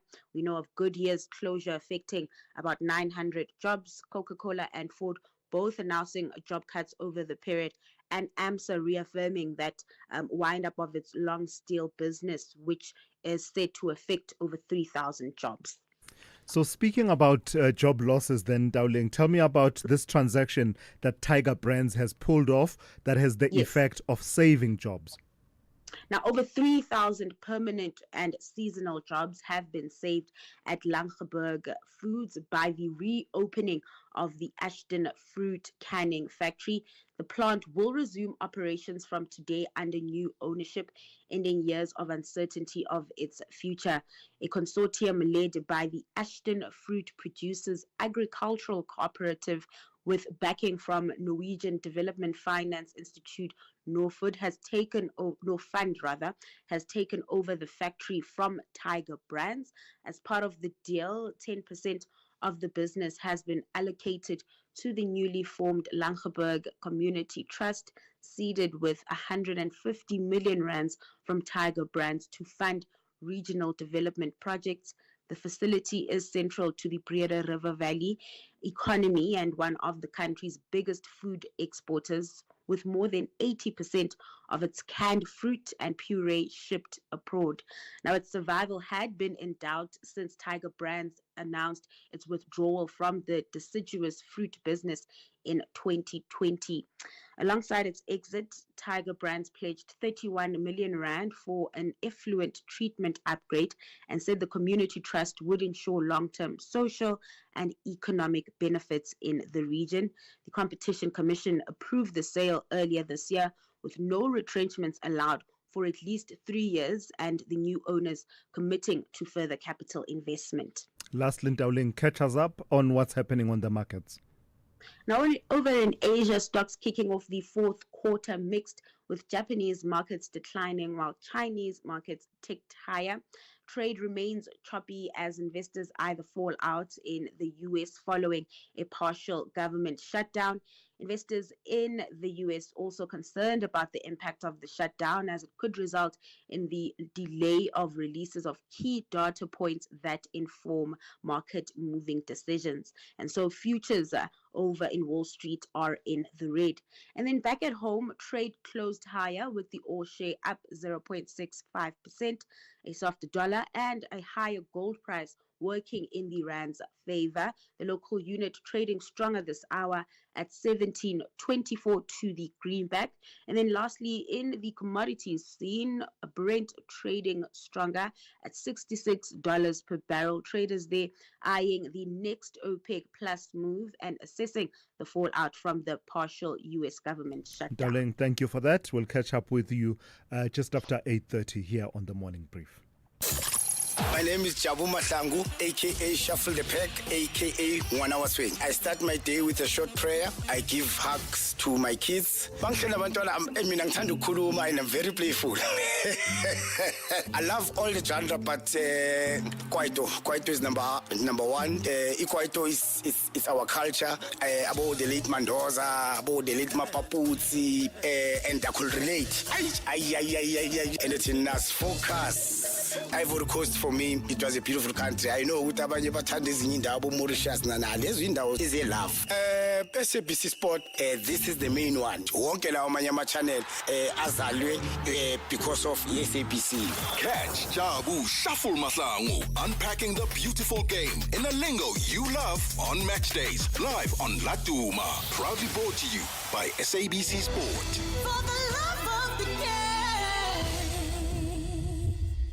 You could spend 10 minutes waiting for that video to download.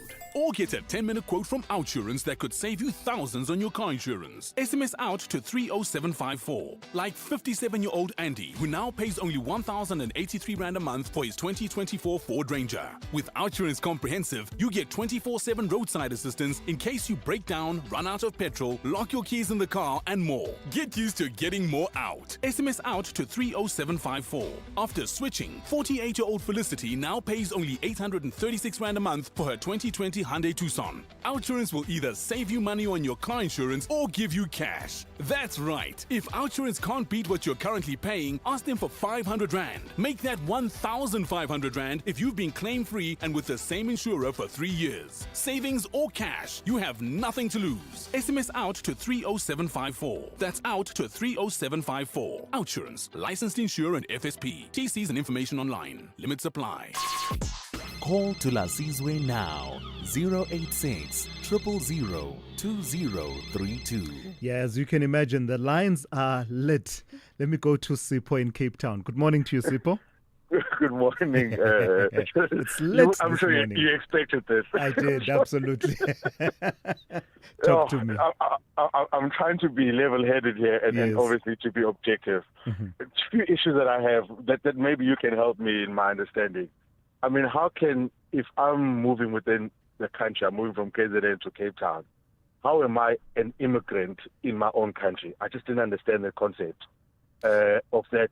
If people are moving to Johannesburg, they are the burden. And how can you say on national radio that people that reside within the country, they are residents of the country, and have free movement to move wherever, become a burden in the state, and almost justify the fact that you can call South Africans a burden on the state. I don't know. Maybe I'm placing it and referencing it incorrectly, but it was uncomfortable for me to hear that. Yeah. So Sipho, I don't think he labeled people who move migrants in that sense, but in terms of conceptually, it is considered migration at a conceptual level, the movement of people within various regions. Absolutely. But I don't think in the sense of, in the Helen Ziller sense. Okay. Yeah. Thank you for clarifying that. But still, though, it's still the government's responsibility to look after me wherever I choose to move within the country. So that burden cannot be placed over and above saying an illegal immigrant. Now, back to and I hope you would have pressed him a bit more on empirical data. And we all refer to the study. I mean, I've always battled the idea of saying, if I'm not documented, how do we actually know that I'm in the country or not? And how can we put it as a stat that there's X amount when I'm undocumented and I'm unregistered and there's no way of tracking? You know what I'm saying? Yeah. So I battle the idea that we've got data that says there's so many. 100%. And then the last one, Sipho, my last one. I have to leave it there. I've got a lot of people holding, but thank you for making those points. That's Sipho out in Cape Town. Let me go to Terence in Gqeberha. Good morning. Good morning, Thulasizwe. I just want to respond on the professor that spoke earlier on, whereby he said that migrants are paying for their health services at, whether it's be hospitals or clinics and so on. I do know personally, that many people who are earning a monthly salary are making use of free healthcare services in the country. Maybe because they can't afford to go to doctors, etc. But I also do know that many spaza shop owners do go to our clinics. Yeah. I mean, they are owners of businesses and therefore they should be able to afford to go to a private doctor and pay for their health services. That is not the case. I become very, very worried when the Minister of Finance appeared on television and he spoke about that it's now really a problem. As the government, they should have known years ago that it is a problem. Our borders are open. Migrants are streaming into the country. And they are all getting free services, including those who are owning businesses in the country. And so it's not a shift of idea from the ANC government, but I think this is a signal to Thulasizwe that we are really in trouble in this country. I think the fiscus is running out. We know we are close to bankruptcy, and the government really needs to pull up their socks. Gotcha. They need to put in proper systems in our healthcare systems, in our clinics, and so that we know who come in and out of those doors. Thank you. Terence, thank you for that. Terence in Gqeberha. Let me go to Loyiso in the Eastern Cape. Good morning to you, Loyiso. Good morning. How are you, Tula? Very well. How are you? Please go straight to the point. Right. The point here is that on the access to health facilities by undocumented foreigners, most of these countries that we are concerned about are countries that we have a free visa system with, like Lesotho, Zimbabwe, Mozambique. Which means, therefore, their illegality is just an administrative thing. For example, in Zim, it's very expensive to have a passport. They can't afford. So the problem here could be solved in just an easy way. We make an arrangement with their governments. They access our facilities. We build the government. Yeah. They access our facilities. We build their government. It's something that can be easily achieved at a diplomatic level. No government will refuse to. Isn't that arrangement already there but not being honored, Loyiso? No, that would be interesting. That would be an interesting matter for a SADC discussion when one president refuses to honor a debt from another president. I mean, I stand to be corrected. I've not researched, but I do seem to recall that I've heard that argument being made that actually this is what's supposed to happen but isn't happening. Yeah, that's the logical thing to us. I'm surprised nobody's actually implementing it. All right. We'll have to pick up on it and see if we can get further clarity on whether or not that actually is the position and whether it's being honored. That's Loyiso out in the Eastern Cape. Let me go to Lee Ekapa. Good morning to you, Lee. Good morning. Good morning to you. Good morning. Yes. Sure. Right. I just want to hit some very quick points. Just on the heels of Loyiso, I wouldn't be surprised that somehow there is an arrangement to honor that, but it's not going to the coffers where it's supposed to go, but it's going to certain pockets. So hence why it's more better to allow Dudula to do this than to actually say, hey, we have an agreement and this is how it can be done. But back to my point about the issues of Tembisa Hospital. As South Africans, we are being distracted by issues such as Dudula into not focusing on what is actually happening. We are seeing South Africa turning into Haiti day by day. Sure. It is becoming clearer and clearer that criminal syndicates have more power into the running of our government than we actually can be aware of. And every single time we're getting distracted. And last point, DA can never speak about any other party and corruption, not while there is a case of Malisi Boy. They are not clean. They are not the clean ones. The only thing about the DA is they are well protected by the media, as we have seen recently from the reportings about Helen Villa's interview with Anele, the conditioning that takes place. So South Africans, we need to ask ourselves what is actually going on in our country. All right, Lee, thank you for that, and thank you for making those points. Lastly, let me go to Loward in Alberton on a different point altogether. Good morning to you. Yes, my brother. Tulas, after some considerable travails, Eskom has finally turned the tables around based on the positive financial profits or gains which has been reported by the executive. Yes. And further, Eskom, it has further become a perfect epitome of what our parastatals can achieve, especially when the correct complement of personnel or executive are entrusted with the leadership roles. Yeah. Plus, I can say to you that this is a clear sign of black excellence under our CEO, Mr. Dan Morakane, and the board chair, Mr. Kanyati. And even the executive authority under Minister Dr. Hosienzo Ramohopa. Yeah. I can tell you without any flinching of an eye that Steve Biko, inside this grave, he is smiling now. Right. All right, Lord, thank you for that. That's Lord there out in Alberton making that point. SAFM, guiding you through the rush hour traffic. This is a high volume Wednesday. We are post payday and it is a big office day. It makes a difference, those two combined. So you can see that the traffic flows and you'll feel it, particularly on the N3 North with the roadworks up at Buccleuch. That traffic now all the way back through to Linksfield Road. Before you get there, there's some heavy pressure on the N3 from Elands up to Galooly. So basically only really a little gap in the traffic between Galooly's and Linksfield. Otherwise it's jam-packed. The Mike 1 from Boyson's right through to Grayston Drive. The R59 coming into Joburg, crash at Michelle Avenue. That is heavy as you arrive in from the Vaal up into that Alberton area. Allendale Road, if you're leaving Tembisa, Kempton Park, big queue of traffic to work through as you come out of Klipfontein View across the sort of Carstenoff Clinic area. Very heavy getting through there. Durban this morning, keeping an eye on that M7. It's been very busy into Point Town since much earlier this morning.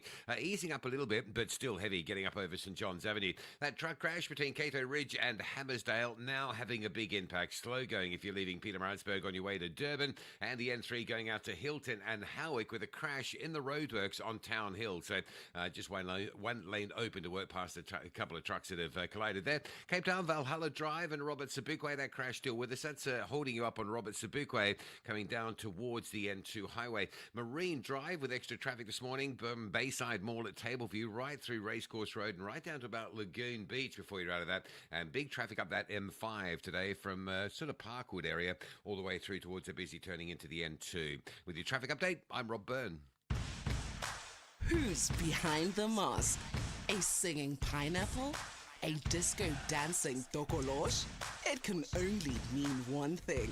It's the Masked Singer US Season 9, the only show where celebrities hide behind wild costumes and even wilder vocals. Is that Beyonce? No. It's your dentist dressed as a giant taco. Unmask the madness, the mystery, and the mayhem. Saturdays at 6:30 p.m. on S3. S3's got the masks, the music, and maybe your favorite celeb in a flamingo suit. Don't miss it.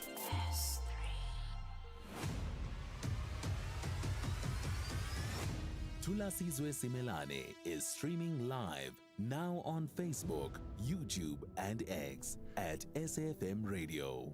8 minutes to 8. Let's turn to education now. The Department of Basic Education raising concern over dropout rates between grades 10 and grade 12, with boys falling far behind girls, we are told.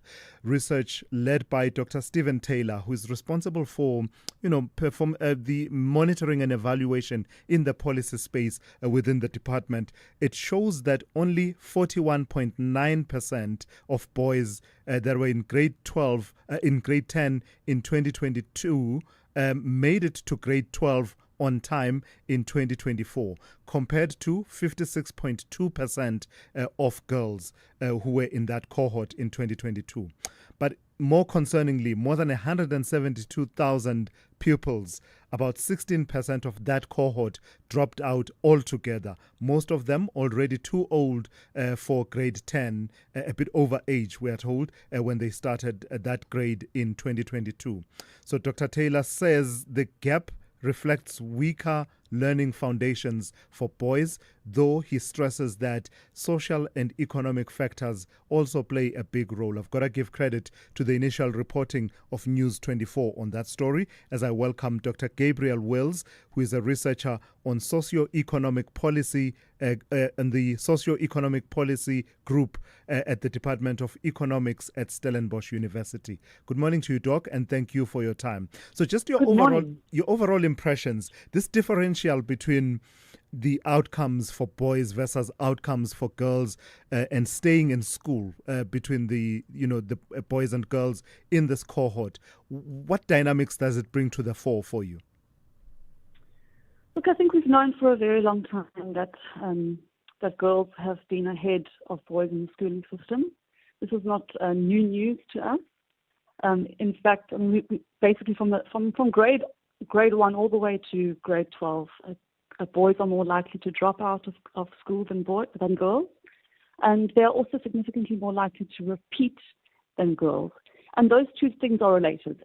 We typically find that the more you repeat, the more you are likely to drop out. But what's at the heart of it? What's at the foundation? If boys and girls start school at the same time 12 years prior, what does the journey look like socio-economically, but also in terms of focus and energy within school that leads to these outcomes? So if we're thinking about, for example, boys being more likely to repeat, and one of the main reasons for that, and that being also related to a higher likelihood of being able of dropping out later on, the higher repetition rate amongst boys is largely driven by the fact that they are on average performing worse than girls in school, and we see these differences right from the beginning when school starts.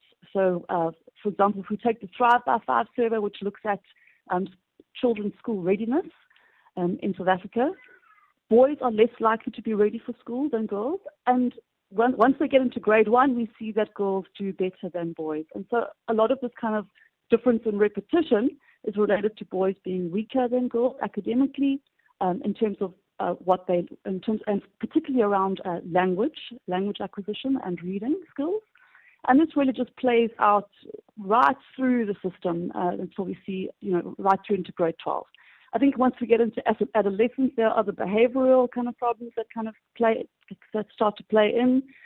But we really just see a very strong relationship between the differences in learning outcomes between boys and girls at an early age, kind of driving this pattern that we see later on into the end of the kind of schooling trajectory.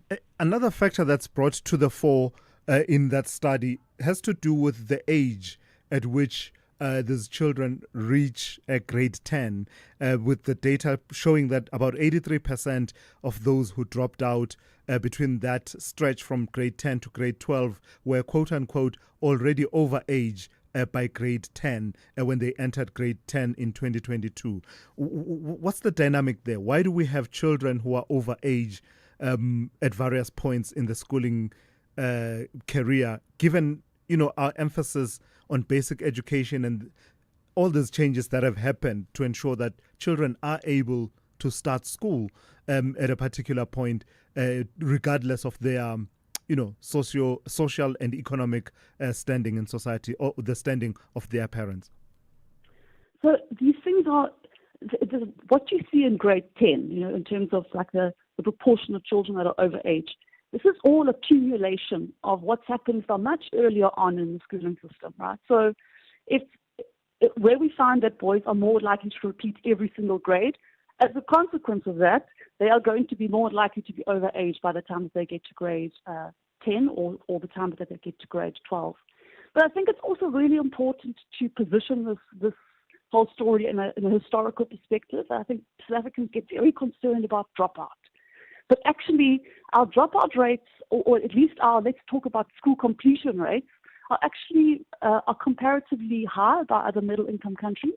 And our dropout problem has reduced substantially in the past, say, 10 years. And we're actually doing a lot better on this front. We are far less likely to see overage learners at the end of the schooling system now than we did 10 years ago.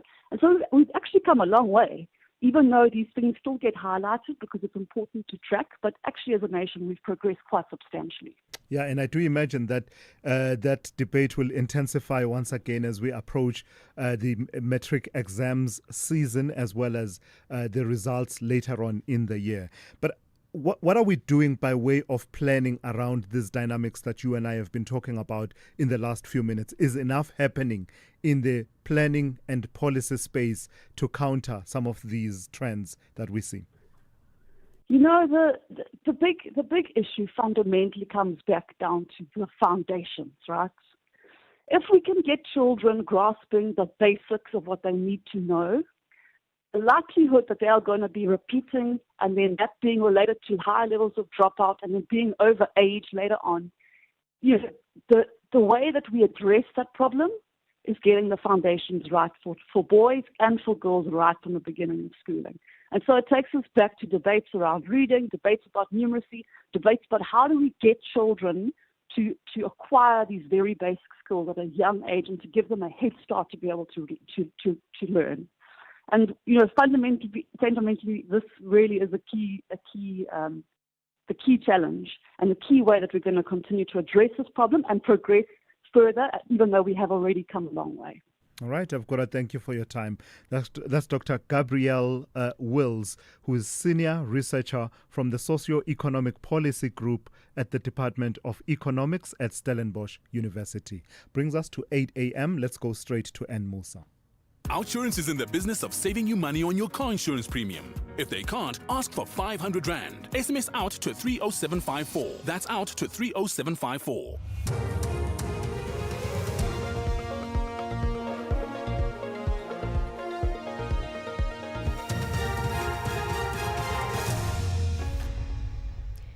In our top stories, Carl Nea's questions circumstances surrounding Mtetwa's death, and General Khumalo believes his arrest was politically motivated. Good morning. EFF MP Carl Neas has questioned the circumstances surrounding the death of South Africa's ambassador to France, Nathi Mtetwa, who was found dead at the foot of the Hyatt Regency Hotel in Paris yesterday. It's alleged the wife of the 58-year-old former police minister reported him missing on Monday evening. Mtetwa was a cabinet minister between 2008 and 2023.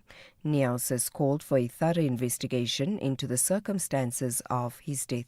Let me express my deep sympathy to the family of Nathi Mtetwa and also specifically to his wife. The death of Nathi Mtetwa was not a natural death. It happened under what is evidently suspicious circumstances. We need to ask questions about how Nathi Mtetwa died under these circumstances at a time where he was mentioned by Lieutenant General Mkhwanazi. It is critically important that the circumstances of his death have to be carefully investigated. Meanwhile, International Relations Minister Ronald Lamola says government will wait for French authorities to complete their investigation into Mthethwa's death before starting with the repatriation process.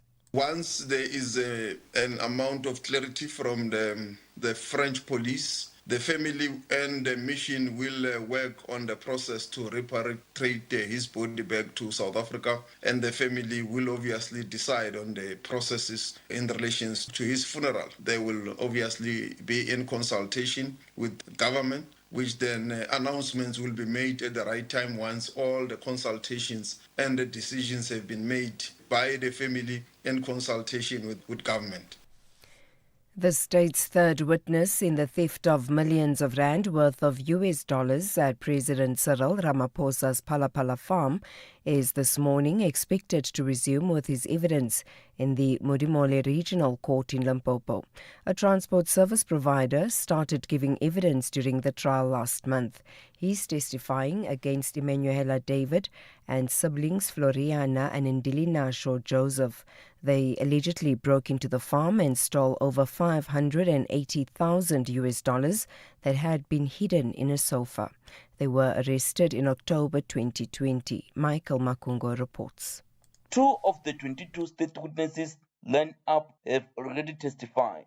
The court has ordered that the names of the witnesses shall not be divulged. Earlier, the witnesses has told the court that David paid him 7,000 rand to transport him from Villa to Johannesburg.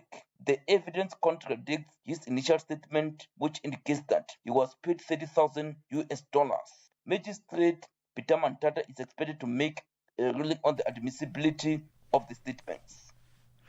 Crime Intelligence Head Dumisani Khumalo has told the Matlanga Commission that he believes his arrest in June was politically motivated. General Khumalo's testimony at the Matlanga Commission is at the centre of the inquiry, which is looking into corruption and political interference in the criminal justice system. The Crime Intelligence Head has revealed WhatsApp messages between alleged cartel member Fuzimuzi Kat Matlala and alleged Senzo Mchunu associate Brown Mukhotsi, which allegedly sought to discredit the political killing stars team. General Khumalo says misinformation exchanged between Matlala and Mukhotsi formed part of the pair's attempts to discredit the team and his subsequent arrest. The heading itself, Chairperson, shows towards the mixture of processes and known after the disbandment letter. Now, the first heading under breaking news is talking to the rock unit, which is PKTT, but then the heading itself, it's totally different. It's talking to the ID raiding the office of the National Commissioner, offices of the National Commissioner and my office after we were served with notices of arrest. And finally, slight fuel price hikes have come into effect at midnight. A litre of 93-octane petrol has increased by 1 cent, while 95-octane is up by 8 cents per litre. However, diesel has decreased by between 8 and 10 cents a litre, while illuminating paraffin dropped by 15 cents a litre at retail level. Department of Petroleum Resources spokesperson Robert Make. The reasons are slight increase in the prices of Brent crude oil during the period under review. The international prices of all petroleum products decreased on average during the period under review. The rand appreciated on average against the US dollar and cushioned the fuel prices by 14 to 15 cents per litre.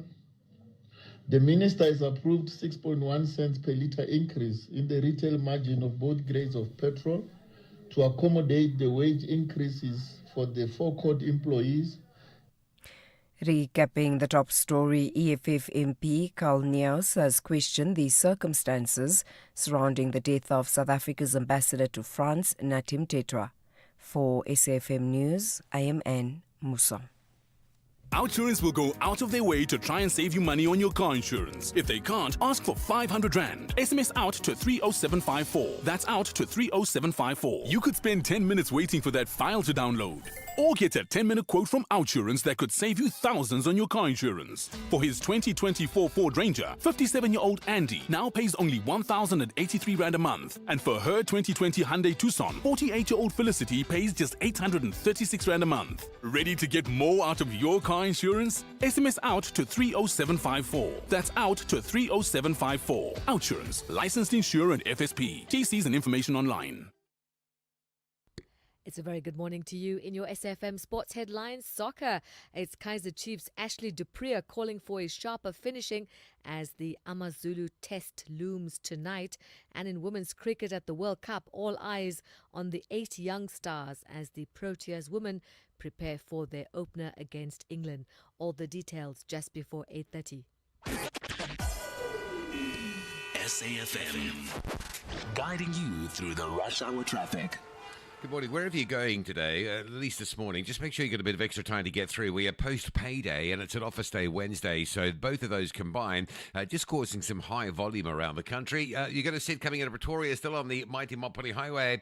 Heavy backlogs from Theo Martins down through that bend and all the way down to SKM Pathvalley. Also crash on Van der Hof at SKM Pathvalley, causing some delays as well, coming in from that Pretoria Gardens area. Allendale Road out of Tembisa and Kempton Park, major delays across towards Carstenoff Clinic area. N3 up to Buccleuch, still heavy queues as far back as Modderfontein Road. And a crash on the R59 northbound at Michelle Avenue, traffic arriving from the Vaal, stuck in quite a heavy backlog there as well. Heading inland from Pietermaritzburg, now a stationary truck on Town Hill. There was a crash. It's been replaced by a stationary truck. You got roadworks and that truck, so just one lane open to get through. Bottleneck as you come down from Cato Ridge to Hammersdale into that earlier truck crash. That's just by the services.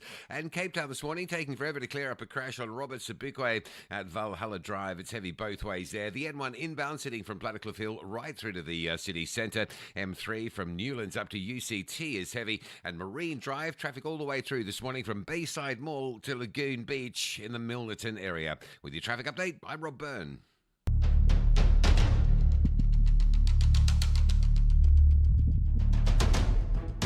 The Morning Brief with Thulasizwe Simelane. Weekdays, Monday to Friday, 6 to 9 a.m.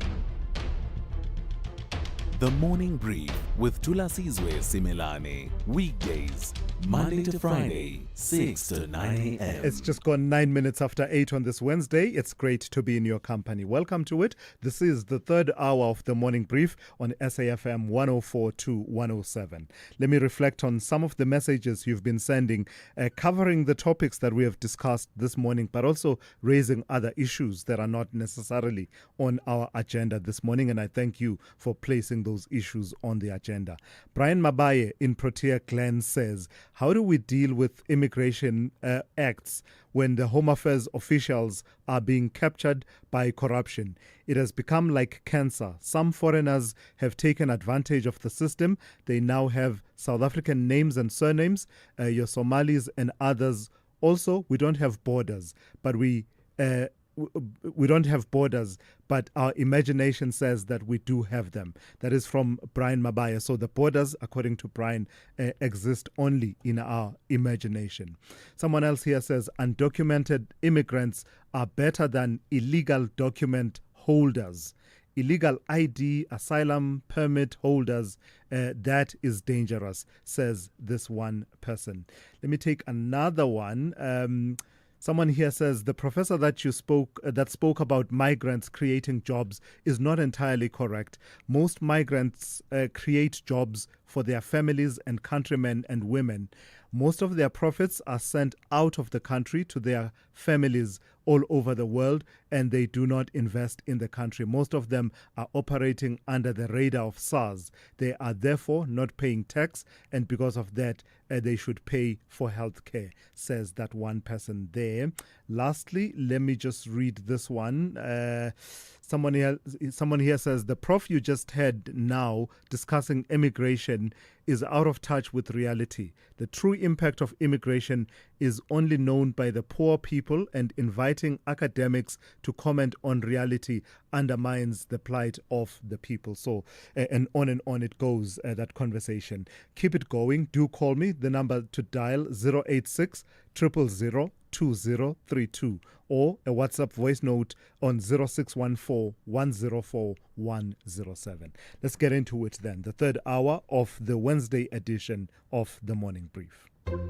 So you thought you were building a business? In this economy? Good luck. But day by day, somehow it grew. You became payroll, procurement, PR, and pressure valve. You kept going when the freezer didn't freeze, the bucket didn't budge, and the bank balance barely blinked. What's that saying again? What doesn't kill your business makes it stronger? Or at least it should be that.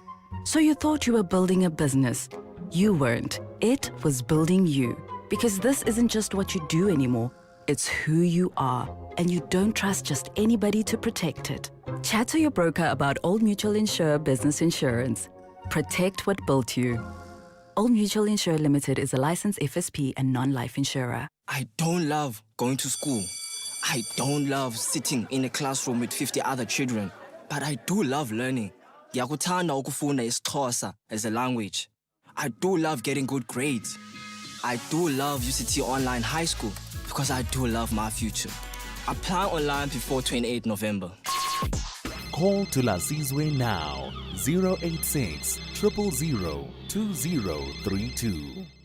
Right, let me prioritize. Let me start with the voice notes. Yeah, we haven't done that this morning. So let me just let me start right at the beginning. A few people wanting to reflect on ESCOM and the profit that they've reported, as well as the conversation we had earlier on about, sectional title schemes, the community schemes ombud service. We had them earlier on with the new practice directive that they've put in place against undesirable rules in complexes and estates. So let me take a few of those and then I'll go over to the calls.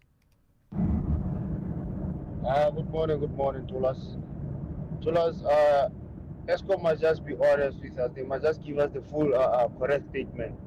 They shouldn't say they reached the profit by cutting on the cost. And they must also mention that they reached the profit by increasing the tariffs, because it's the people on the ground who are suffering the most. We are the people who are suffering the most because of every now and then they are increasing the tariffs. And now all those big bosses, the CEOs and all of them are going to get the fat checks now, bonuses and stuff. What about the people on the ground? Thank you, it's anonymous.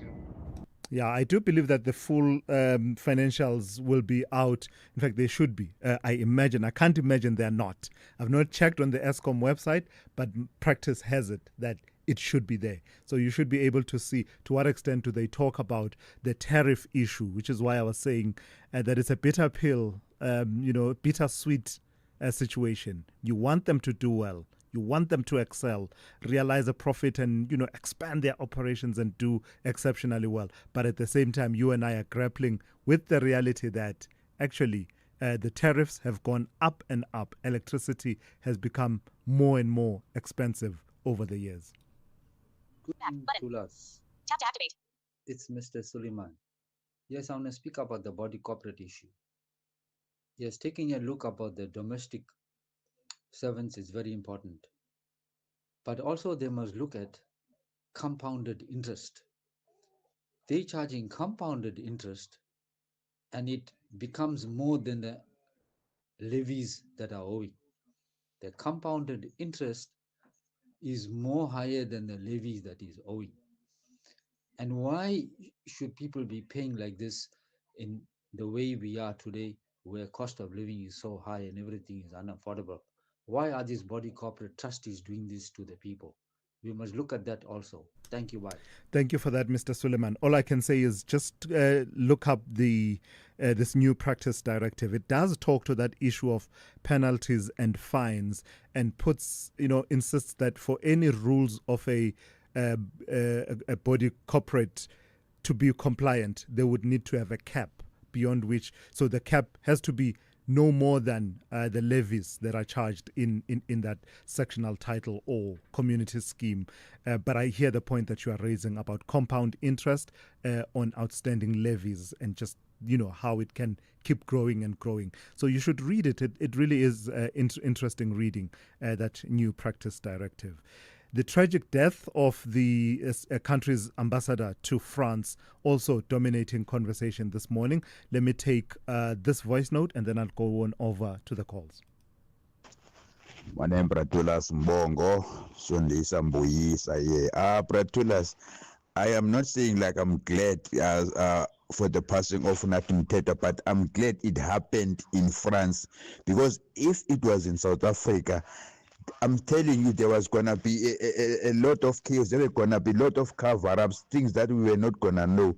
So I 100% like happy and then sure that the French authorities will definitely tell us exactly what happened when they conclude with the investigation. If it was here, we're going to be told like something else. I hear the point you're making about perhaps not trusting the local authorities to level with us about, the investigation as and when it unfolds. Vusi in Midrand, good morning. Morning to you, Thulas. Yes, please go ahead. Man. Yeah, man. Let us deal with this issue, man, of calling expert who knows nothing or who has nothing to do with the issue of illegal foreigners, more especially accessing our health facilities. Look, Thulas, according to law, you cannot enter any health facility without your identification. But what's happening here, we are being forced by which law is that? The Health Act. You can't enter any health facility without an identity document. Exactly. Go and look to it. But now we are being forced by this so-called expert, by this so-called magistrate and judges to force us to bring in those people. Look, it is very unsafe. Look what happened in Witbank in Mpumalanga, whereby illegal foreigners entered there and killed a doctor. You see, now our health professionals are in danger because every day you are being listening to this so-called experts who are putting our health professionals into danger. Vusi, does it detract anything from you? Does it detract anything from your understanding of the situation when you hear other perspectives? Does it take away anything? Does it make your voice less legitimate, your concerns less legitimate? Yeah, it does. Because number one, look, in reality, as an illegal foreigner, you are having a sack. By its own, that person has broke the law because he has entered a democratic state illegally. Where at the same time, he is forced to access those resources, those systems illegally. So you want to come, we sit here and understand. No, man, wrong is wrong. Gotcha. Vusi, I've got to move on. That's Vusi in Midrand. Let me go to Lala in Polokwane. Good morning to you, Lala. Good morning, Tilas. Tilas is on the same point that Vusi is talking about. Yes. Remember, some years ago, just after the COVID, during the COVID, the current premier of Limpopo, who was the MEC of Health, she had a problem about the immigrants, the illegal immigrants. Yes, I remember that. Yes. And the Zimbabwean embassy responded to her. They said the Limpopo department can still send the bills to them in Zimbabwe and they'll be able to pay. Are they doing that? Are they really doing that? We have problems in this country. Yes, I agree with you. These people that they think they are the experts, basically they are only representing their own ideas, but not the ideas of the majority of the people who are suffering on the ground. Let me give an example of what is happening. According to our immigrant law, anyone who is utilizing or has given accommodation to an illegal immigrant has committed a crime. But the day when we stand up and say we have illegal immigrants who are employed by some companies or who are occupying residence next to ours, then everyone will say, you are becoming xenophobic. Yeah. But why, what are we supposed to do? Because there is a law that we need to comply with. Gotcha. And the day when the people want to go home to their own countries, just when they came here, some of them, they said they are asylums. And the day when they want to go home, they want to take our children that they had with our guests here. And the court will allow that. How will you take a child to a country which you said was not safe in the first place? All right, Lala, thank you for that. I've got to move on. But just on that point about taking children out of the country, if you're doing it the legal way, let me just put it that way, unless you smuggle a child out of the country, that's a different story. But if you're going to do it the legal way, actually the standards are quite high. I battled to see a court that would just willy-nilly say the parent can just take the child, leaving one parent here. And it's something that will be argued at length, with the best interests of the child being at the heart of that decision being made. So just on the legal part, I don't want to talk about, anything illegal that happens. Completely different story. Lubabalo in Kukuletu, good morning.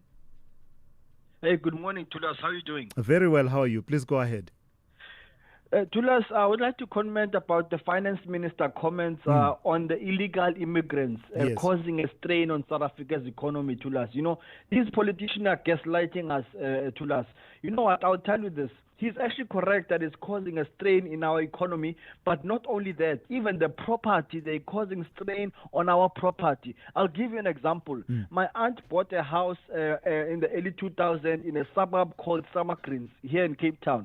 I'm telling you right now, Tulas, right now, almost all her neighbors who bought the same house in the early 2000s have moved out because of the majority of the people now there are now illegal immigrants renting out those houses. And this is a suburb, in close to Canal Walk, So it's very unfortunate that we find ourselves in a situation we have to accommodate these people. Some of them have been here since the World Cup 2010. So these politicians are gaslighting us because we've always been complaining about this border issues, and now our properties are being affected. These people are moving into the suburbs in large numbers. You've got people from Bangladesh, let me ask Zimbabwe, everywhere. Is the deterioration of property and the quality of the property, is it exacerbated by the fact that the people occupying it are foreign nationals? In other words, would it be any different if there was an influx of people from another province, taking up residential space there? Do you get the question I'm asking? That I get the deterioration, is it linked to them being undocumented foreign nationals? No. It's the behavioral issues. For example, if you rent a house for a couple, you'll find out that they're now staying with the cousins, they're staying with the aunts. Initially there were 2 people, now there's 4 people, there's 6 people, in the 2-bedroom house. So what I'm saying is this: they like that communal living, sharing that space. But then the property is not designed for that. If it's a 3-bedroom house, then why are we having 12 people staying in that house? All right, Lubabalo, thank you for unfortunate. That. Lubabalo in Kukuletu. Lastly, let me go to Kirk in Cape Town. Good morning to you, Kirk. You want to talk about something completely different. Good morning. Yes, I want to talk about Nathi Mthethwa, the deported recent ambassador. It is, while I am saddened by any unnecessary death and sensitive to his family that he has left behind, I do wonder about the timing of the incident, especially in light of his being alleged to have been involved in some nefarious behavior with regard to the McLaughlin Commission. Also, I want to just highlight the fact that if General Mkhwanazi did not lift the lid on this stuff, would it be getting the attention that it is getting today? Yeah. It is another concern about state security, how it has failed us systematically over 20, 25 years. It's more the system that is broken, not just the individuals. Yeah. Very sad. Yeah, no, I hear you, Kirk. For my part, let me put it this way. I'm choosing to not speculate about the death of Nathi Mthethwa. I'm choosing that at the moment, we all have to be sensitive to his family at the very least. So therefore, I will not engage in any speculation about the reasons, etc. But let me challenge you, now that you've said it. What you heard at the Madlanga Commission, the long and short of it was that the allegation being made by General Mkhwanazi that he, at the time when he was minister, he sought to intervene to stop Nhlanhla Mkhwanazi from acting against the General Richard Mdluli, I think. Yeah. Mdluli, yes. When you think about it, in terms of the gravity of that allegation, is that the worst thing that could be said about a person in our country where we've heard some of the worst things being said? Like, I'm just trying to engage you and just to challenge you a bit more on that theory, which, unfortunately has come up. But personally, I didn't want to engage in any speculation about Natim Tet. Yes, that's why I started with my preamble about the sensitivity around his passing. But having said that, the facts are still the facts. And there are only allegations at this point. But should they be proven, I do not think that anybody deserves to have their shady dealings covered up. It has to be exposed, not because of the individuals involved, but because of our greater society. We have such great needs in South Africa. We have such pressing issues. And these backward steps that these commissions are uncovering, like the Tembisa hospital. I mean, the list goes on and on and on. And we cannot tolerate any looting of state coffers. On that, we are 100% aligned, Kirk. Because of look at all the deaths that are involved. Look at all the victimization happening. On that, you and I are 100% aligned. Thank you for that. That's Kirk out in Cape Town. This is SAFM Sport with Zai Khan. Very good morning. Let's start with the soccer action build-up tonight. Kaizer Chiefs striker Ashley Dupree saying that Amakhosi must be more clinical in front of goal as they look to bounce back against AmaZulu at FNB Stadium. Chiefs have gone 2 league games without a win and scored just 7 times in as many matches this season. Dupree admitting composure in the final third has been missing, but insists the squad has the quality to turn chances into goals and get their campaign back on track. Rugby, the Springbok lock Ibn Etzebeth has warned his teammates to expect an angry Argentina. That's in Saturday's Rugby Championship decider at Twickenham. The Boks thrashed Los Pumas in Durban last weekend, but Etzebeth says the Pumas will come out with plenty of fight as South Africa chase back-to-back titles for the first time. Coach Rassie Erasmus has recalled Oxen Chair to the starting lineup with the world champions determined to make history, and that's in London. Let's go to cricket. The Proteas women all-rounder Sune Lewis says mental balance will be key as South Africa gear up for their World Cup opener against England in Guwahati on Friday after a grueling build-up that included a Pakistan series and warm-up in Sri Lanka. She knows that batting at number 3 and stressing that fresh minds and bodies are important as form. The Proteas women face a first tough week. They have also clashes with New Zealand and the hosts India to follow, and they're looking to target a strong start in their bid for a semi-final spot. And tennis action, Amanda Anisimova came back from a set down to defeat Karolina Mukova 1-6, 6-2, 6-4 and to reach the China Open quarterfinals.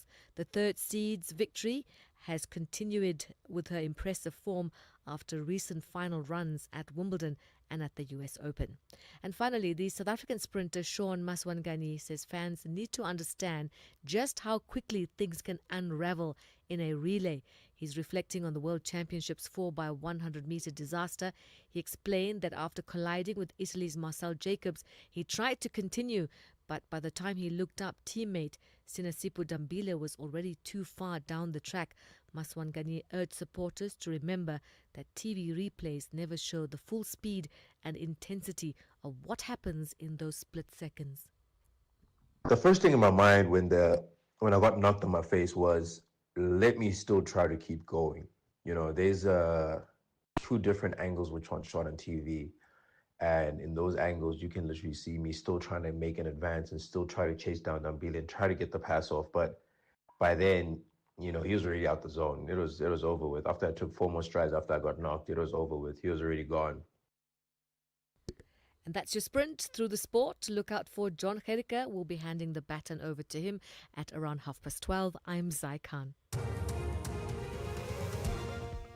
Good morning, I'm Anne Musan. The headlines: Parliament's Health Portfolio Committee Chair Dr. Sibongiseni Dhlomo says tender fraud syndicates implicated in the 2 billion rand Tembisa hospital theft have committed treasonous acts and therefore deserve the harshest punishment possible. EFF MP Carl Neus has questioned the circumstances surrounding the death of South Africa's ambassador to France, Natim Tetwa. And the island of Cebu in the central Philippines has been rocked by a magnitude 6.9 earthquake that's killed at least 26 people.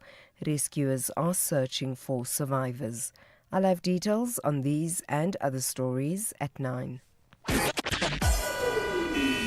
SAFM, guiding you through the rush hour traffic. A lot of traffic on Route 1 right through the middle of Joburg this morning. A couple of crash scenes. One, if you're going, they're both going north. So one by Glenhove Road and then another up by Greyston. So it's a high volume Wednesday. And those two crashes from Boysons right through to Sandton. There is pressure on that Mike 1 North. Also southbound from Buccleuch down through Sandton to Caller Drive, fairly heavy. Breakdown at Galluli. So the N3 north jamming as you come up from Elan's interchange. Jermison through Bedford, you into Galluli's heavy. And then more traffic lining up passing Alex and Limbro Park up into the roadwork zone that is the Buccleuch interchange these days. Pretoria starting to ease up. The end of the Montpellier Highway is still a bit busier than you like, coming on to SK and Pathway. And the N4 inbound via Mayor Street through to the N1. That's quite slow going as well. Some delays both sides of Pietermaritzburg if you're trying to get out to Hilton and Howick. A breakdown in the roadworks at Town Hill. That's slow. And then there's quite a backlog coming from Cato Ridge to Hammersdale. Now passing that truck crash and lost load that we mentioned earlier. Durban bound quite heavy that side as well. Now, if you're driving into Cape Town, the N1 fairly slow, big volumes there between Parow and the city centre. Kuberg Road Marine Drive coming through those areas in towards the N1 stays busy, and the M5 still sitting with a bit of pressure from Racecourse Road, Kenilworth area up towards a turn into the busy N2. With your traffic update, I'm Rob Byrne. The business update on SAFM. Let's turn to Ndauling once again. Ndauling, let's start with news out of Eskom. They've returned to profitability, I see. That's right, Sulas. Eskom is back in the black, delivering its first profit in almost 10 years, a sharp reversal for the power utility after years of losses and rolling blackouts. Now, during the annual period, profit before tax came in at 23.9 billion rands, compared with a 25.5 billion rand loss the previous year. Operating margins more than doubled on the back of lower primary energy costs, reduced reliance on diesel-fired open-cycle gas turbines, and a sharp drop in load shedding. Total outages fell to 175 hours, meaning uninterrupted supply on nearly 96% of days. Efficiencies across the generation fleet saved 16.3 billion rands in diesel costs, while a 12.7% tariff hike and a 14% cut in primary energy costs pushed EBITDA margins close to 30%. Earnings were also boosted by a one-off fuel levy rebate recovery. Now, Eskom said it would reinvest the windfall into critical infrastructure. Despite the gains, structural pressures remain. Municipal arrears climbed 27% to 94.6 billion rand, undermining efforts to stabilize distribution. Regulatory uncertainty over tariffs also looms, with Eskom urging a sustainable path that balances affordability and financial stability for the power utility. So the story is a confluence between revenue uptick and savings being realized, yeah? That's right, Thulas. All right. Talk to me then on the negative side of things. The country has recorded FDI outflows in quarter two. Yeah? What's that about? So South Africa recording a reversal in foreign direct investment flows in the second quarter, swinging from net inflows of about 11.7 billion rand in the first quarter to outflows of 73.5 billion rands in the second quarter.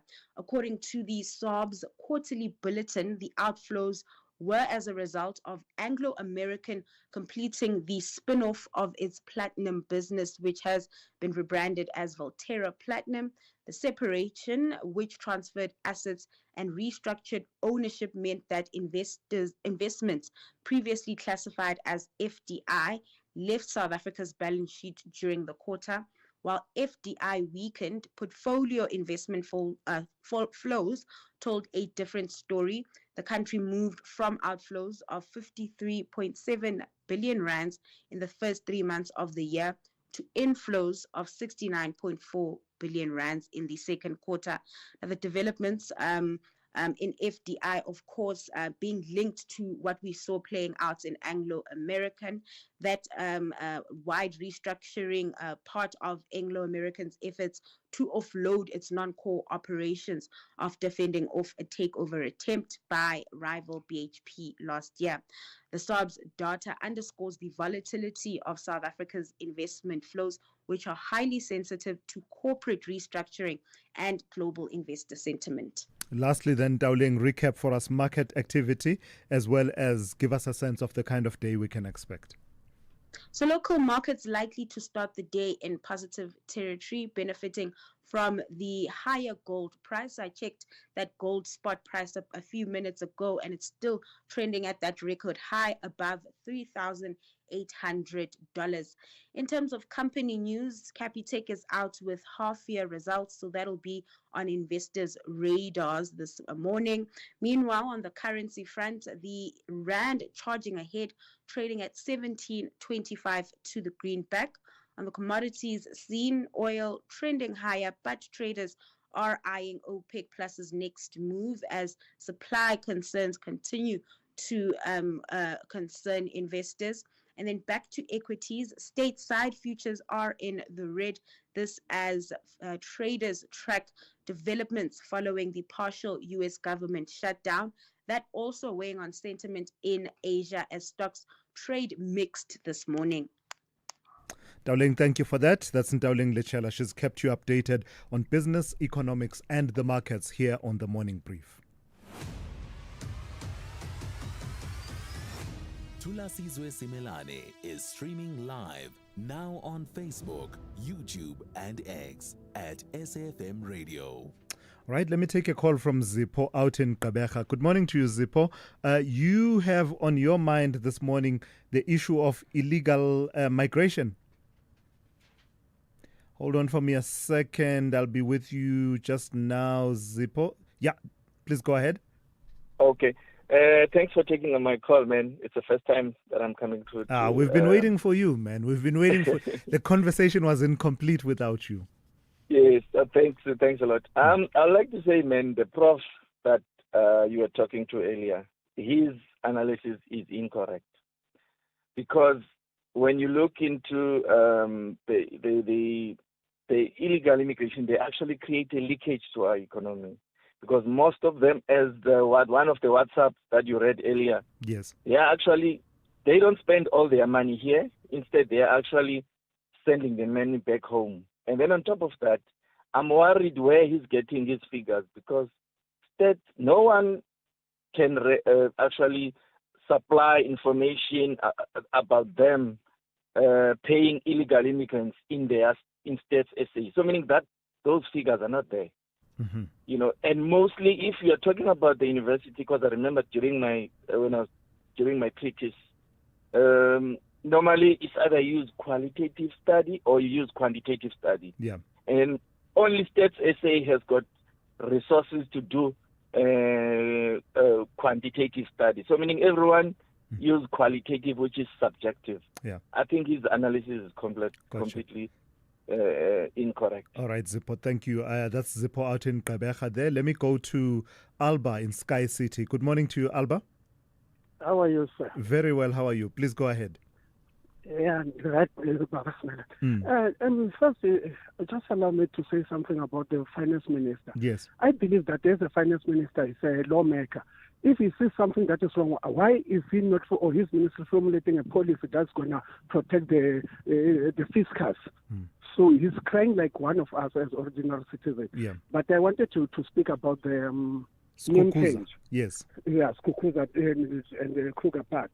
You know, sometimes when we do things in South Africa, I wonder if we understand what we are doing, because what we are doing in terms of name changes is like you want to bath in a basin and start with your feet, which are muddied and everything, and you end up doing your head. Why am I so... Alba, say that again. I think you're holding your phone rather differently now. I battled. So All you right. said it's like doing what? I want to take a bath. I'm from the field. I want to take a bath. But instead of me starting in a basin, instead of me starting with my head, I start with my feet, which are dirty, and then wanting to do my head lastly. Yes. You start changing the name. Okay, it's fine. I can identify maybe with a particular name. It's fine. But if I don't have financial freedom, even if I go there to Skukuza, I cannot identify, because it's like I don't feel that I belong there, because financially I can't afford to go there. Yeah. Do you get what I'm saying? It's like when you've got that day where you say that it's free entrance, people who go there on a free entrance, they don't feel that they belong there because they've been done a favor. Yeah. So you make somebody to be financially strong so that he or she will be able to go there if and when they wishes to go there. But if you do them favors, whether you change it to whatever name that they can identify with it, Interesting. if they feel that they don't belong there, it is meaningless. So this country needs a financial reset button whereby the financial resources go back to the natives, to Africans.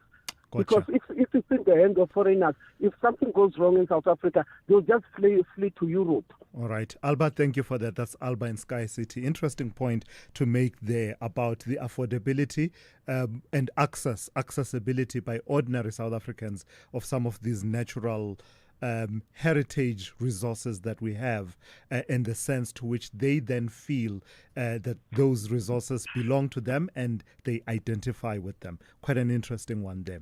Hannes in Belleville, good morning to you. Good morning, Mr. Thulas. Good morning. Please go ahead. Yes. Captain, yes. Two things. Mr. Ramaphosa, he is the head manager of the country. I am very surprised and upset many times because I do not see SAFM is calling him to the radio and say, what is wrong with your subordinates? You calling on all, you call them all to talk, and they giving you their version. It comes back to the same thing. Yeah. He is the man.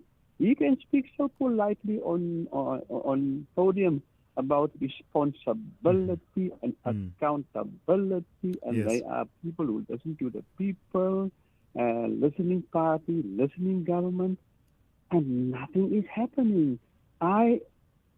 Sometimes I feel SAF is complicit not to call the man with the answers to the radio, or to having this Faith and Nation, the last word, priorities, all these programs on the radio and on the TV, and they never call Mr. Ramaphosa, the man who should have the answers. Hannes, put him on the desk. Let me put it this way, Hannes. I'm hoping that the people that work with him on communications, etc., we're listening to your call. I have nothing to add to what Hannes has said because I believe I've said it all. He doesn't give interviews. He just doesn't, as a matter of fact. He gives doorstops. That's not an interview. He's on the move and you pop a mic and he will say what he wants to tell you at that point and then move on. He gives interviews in his capacity as ANC president around the January 8th statement. Only recently he gave an interview with the SABC, but that was just, an exception to the norm. Ask any of our media colleagues and you'll get the same answer. So that's that then. Hannes, hopefully someone was listening to what you were saying as a citizen, not as a media practitioner with a vested interest in getting the interview. Tando in the Eastern Cape, good morning. Hey, how you doing, brother? Good, how are you? Okay, I haven't called in a while. I don't call because a lot of people express what I feel. So I kind of feel like it's going to be kind of happening. Yeah. But there is something that really moved me today. The lady who talked about, so painfully about, that our country can turn into a Haiti. I've seen documentaries and films on Haiti, on how it has turned to be a rogue state. And I mean, like, there's no rule of law. I mean, it's just, it's mind-boggling. It's totally mind-boggling. And that is actually what, like, well, that's where we headed. I mean, like, for instance, I just take our neighbor, Botswana. Small country with a lot more than 2 million people, peaceful, but the rule of law, you know, I'm not saying because of capital punishment, but certainly we can do with capital punishment because, I mean, this cannot go on. I mean, people kill at will. They don't care. There's no consequence. They are not caught. They kill again and again. It's like, it's not even like the Wild West. I don't know what this is. I mean, it's inconceivable. It's unimaginable. I don't know what's going on. Yeah. And now, when you think these revelations on these commissions, that actually the people who are masquerading as politicians and leaders, they're actually treating as criminals. Yeah. And the way my friend the other day said, you know, the way they like China, I wish they could emulate China in terms of when someone is caught, you know, being corrupt. Because in China, you'll be executed. And he says, I wish they could do that, these people. Right. Tando? Sheepers, creepers. Yeah. I hear you. I sense your anger, Tando. And believe you me, the outrage is shared by many, many South Africans. Do yourself a favor and follow the testimony of General Khumalo at the Madlanga Commission of Inquiry. My goodness. And this is backed by communications that were not intercepted, but the officers gained access to those communications at the point at which they were arresting Vusumuzi Matlala. What they reveal, and I know that it's a version that still has to be tested, hear the other side, audi alteram partem, you know, all of that, that's all going to happen. But it's got me at a point where I'm saying, even on the basis of what we've heard, my goodness, just on the basis of what we've heard, knowing very well that there will be counter-arguments and it will be poked at and challenged, but still, what we've heard is disturbing. SAFM, guiding you through the rush hour traffic. It's interesting in Joburg. It's heavy on the highways, not too bad off them. This morning we had crashes on the Mike 1 near 11th Avenue and another up by Greyston Drive. So quite a heavy backlog from Parktown all the way north through those two crashes up towards the Greyston exit. A lot of traffic ducking off at routes like Athol Oaklands and getting caught in that run into sort of that Melrose area. Also the N3 still under pressure. A breakdown at Galuli's, heavy from Germiston. Then the roadworks at Buccleuch. That's your second queue up that N3 from Alex through Limborough Park and in towards Buccleuch and the lane closures. Also Allendale Road out of Tembisa across towards Midrand. Still going to be asked to queue reasonably heavily there this morning as well. Coming out of Pietermaritzburg, problems both sides down to Durban. Truck crash between Cato Ridge and Hammersdale. That is quite slow and sluggish, Durban bound. And if you're going the other way, out of Pietermaritzburg to Hilton and Howick, there's a single lane section on Town Hill because a breakdown in one lane and the roadworks in the far right lane. Looks like it might just be squeezing through that open middle lane there. Cape Town, N1 into town, looking fairly slow still from N1 City through to about the city centre area. Marine Drive, Kuberg Road coming through Brooklyn and Pardon Island to get into the N1 fairly heavy. M5 from Crombourne Road moving up towards the N2. That looks busy as well. There's still a bit of traffic in from the south using the M3 at Weinberg Hill towards sort of Bishop's Court area, and then from Rhodes Drive through to the hospital bin. There's quite some traffic on that run through as well. And don't forget the R304 going in and out of Stellenbosch. Roadworks just between the old Paarl Road and Bottleray Road. They normally swing in after 9 o'clock, but they can cause delays both ways. Rob Byrne, SAFM Traffic. This is Thulasizwe Simelane on the Morning Brief.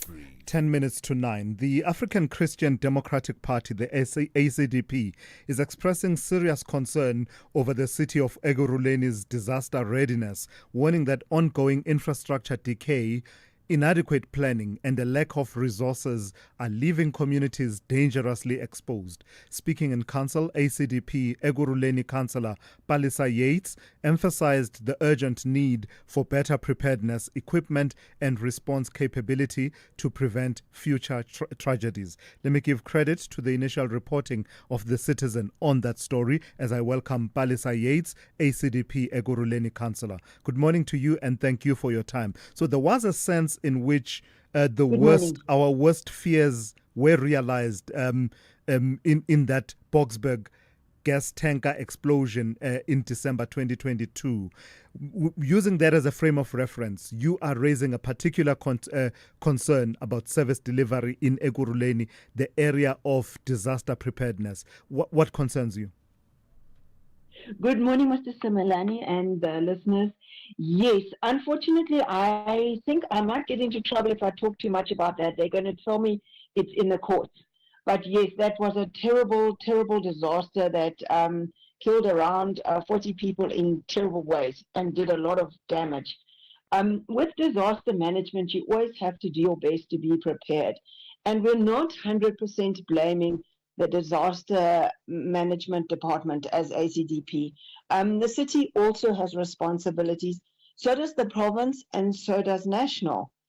Because as I said in council, even our city of Ekurhuleni buildings and facilities are becoming dangerous because of a lack of maintenance. Our sinkholes in Rondebolt Road have still not been fixed, and that is, I believe, a provincial road. We have traffic lights at the intersection of R21 and R23 that have not been fixed for months, if not years. There's major industries in that area. We don't want something to, there have been accidents, but we don't want anything worse to go wrong there. In the meantime, this is not very encouraging to our investors. We also have a huge problem with zamazamas, the illegal miners, and I don't think anybody fully knows the extent of this problem, because there was a very good article, I think in July, by the Citizen as well, Han Kaiser, did a very good article on what's happening in Benoni area. In near Putfontein on the N12, there's an entire community. And I know this happens also in places like Germiston. They've set up a whole area. You can, there are brothels, there are places to buy food, you can buy your gumboots and so on and so forth. And these people behave with impunity. Yeah. Brakpan as well, near Plastic City. In fact, people's homes in that area are degenerating because there's no point in doing maintenance when you hear this heavy gunfire at night, when you're scared to go out, when you see the people there with their wheelbarrows. And then, of course, we had the fire in Plastic City just a few weeks ago. Yeah. So what does that lack of disaster preparedness look like? If you were to ask me a couple of years ago in Joburg, when the fire engines was an issue, I would have cited that example. What does it look like in Ekurhuleni? Yes, well, I was speaking in council about the annual report. The report was not clear. It looks like it's the divisional head of the disaster management center that is not there. But definitely there are critical vacancies that need to be filled. They have not been having regular drills at national key points. These are places like airports, power stations, and so forth. They haven't been having regular drills at major hazardous installations. Well, we have a lot of industry in Ekurhuleni, and they work with all kinds of chemicals and so on. So this is definitely a danger. And then there's a challenge with jaws of life. We've been asking questions as ACDP about the jaws of life, and it appears that not every emergency vehicle has these jaws of life. So I did get a question answered about that this last council. So we've got about 30 fire stations in various places. Of these, I believe 23 have jaws of life. But the challenge is that there's quite a few where the jaws of life have gone in for service. Now, for example, Davidton, they're using a Twatwa fire station, which is quite a long way from Davidton. Davidton is quite a long place, and if you want to go down Aislinn Street, it's going to take you a very long time if you must get to Twatwa. Then in for service, Vosloorus, Wavell, Germiston, Boksburg, as well as Palm Ridge. That is a big challenge. All right. And yes. Yeah. All right, let's leave it there for this morning. Thank you for highlighting the issue. Let's see if we can take the conversation forward around disaster preparedness. Always good to have these conversations in the context in which there's nothing burning, right? Not in the literal sense, but in the sense that, we're having it in the sense that let's get the fixes right before a disaster actually occurs and we find out that actually we are not as prepared as we should have been. That's Palesa Yates, ACDP Eguruleni councillor. Call Thulasizwe now, 086 000 2032.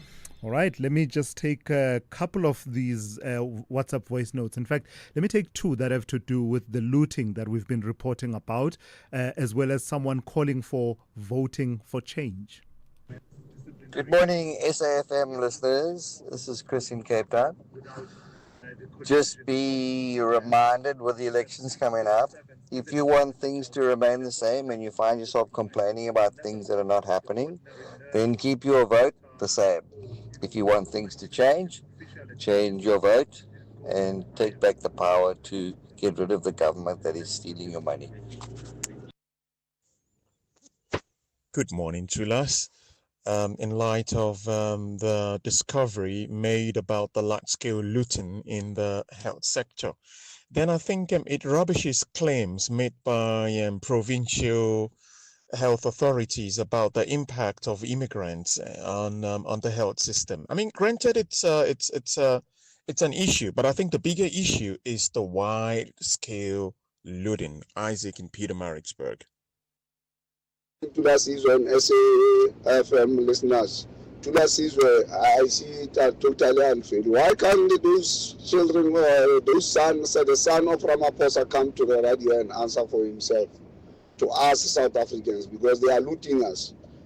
Now, if we only gonna hear from these people alone, and then he doesn't come in, and you doesn't invite him to come and answer, then I don't understand this, really.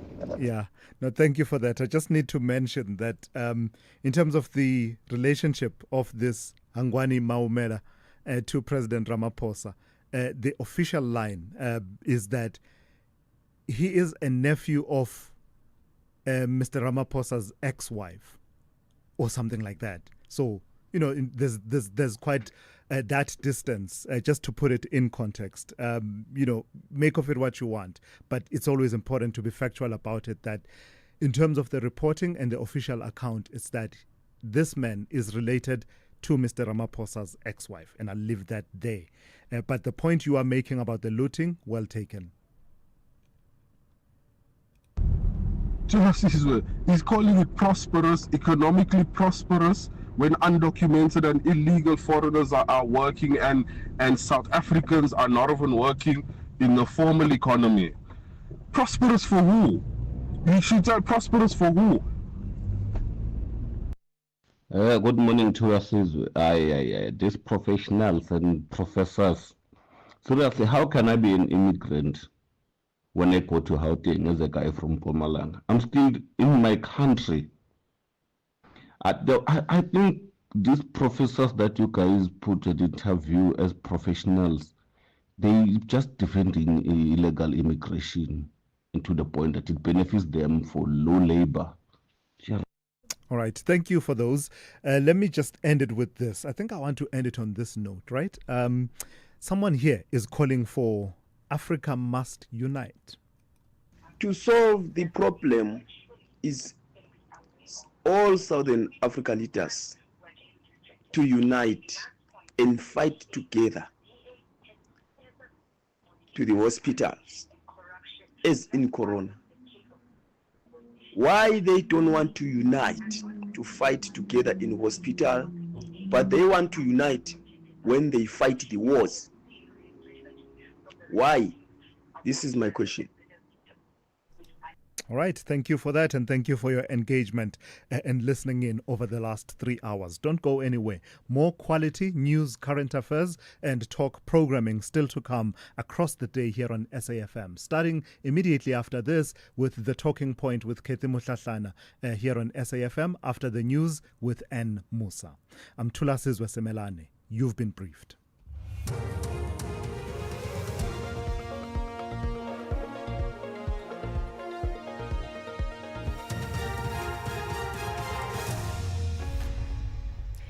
In our top stories, Dr. Dlomo weighs in on Tembisa hospital tender fraud syndicates and Niaus questions circumstances surrounding Mthethwa's death. Good morning. Parliament's Health Portfolio Committee Chair Dr. Sibongiseni Dlomo says tender fraud syndicates implicated in the 2 billion rand Tembisa hospital theft have committed treasonous acts and therefore deserve the harshest punishment possible. Dr. Dlomo was responding to the Special Investigating Unit's report released on Monday outlining tender fraud at the hospital. The report also implicated Gauteng government officials and employees at the Eastern Johannesburg Hospital. The procurement irregularities at the hospital led to the assassination of whistleblower Babita Dukaran, who was gunned down outside her Johannesburg home in August 2021. Dr. Dlomo has called for discussions to consider bringing back the death penalty. It's treasonous to actually get taxpayers' money dedicated to get better quality of service and improve the quality of life of our citizens, buy more ambulances, employ doctors, used in this way for buying Lamborghinis for self-interest. And therefore, it's a country of democracy. In other countries, if you do such a treasonous act, they would actually make you not see life the next day. So these are some of the things that should actually be discussed. EFF MP Carl Niaus has questioned the circumstances surrounding the death of South Africa's ambassador to France, Nathi Mthethwa, who was found dead at the foot of the Hyatt Regency Hotel in Paris yesterday. It's alleged the wife of the 58-year-old former police minister reported him missing on Monday evening. Mthethwa was a cabinet minister between 2008 and 2023. Niaus has called for a thorough investigation into the circumstances of Mthethwa's death. Let me express my deep sympathy to the family of Nathi Mthethwa and also specifically to his wife. The death of Nathi Mthethwa was not a natural death. It happened under what is evidently suspicious circumstances. We need to ask questions about how Nathi Mthethwa died under these circumstances at a time where he was mentioned by Lieutenant General Mkhwanazi. It is critically important that the circumstances of his death have to be carefully investigated. Crime Intelligence Head Dumisani Khumalo has told the Madlanga Commission of Inquiry that he believes his arrest in July was politically motivated. General Khumalo's testimony at the Commission is at the centre of the inquiry, which is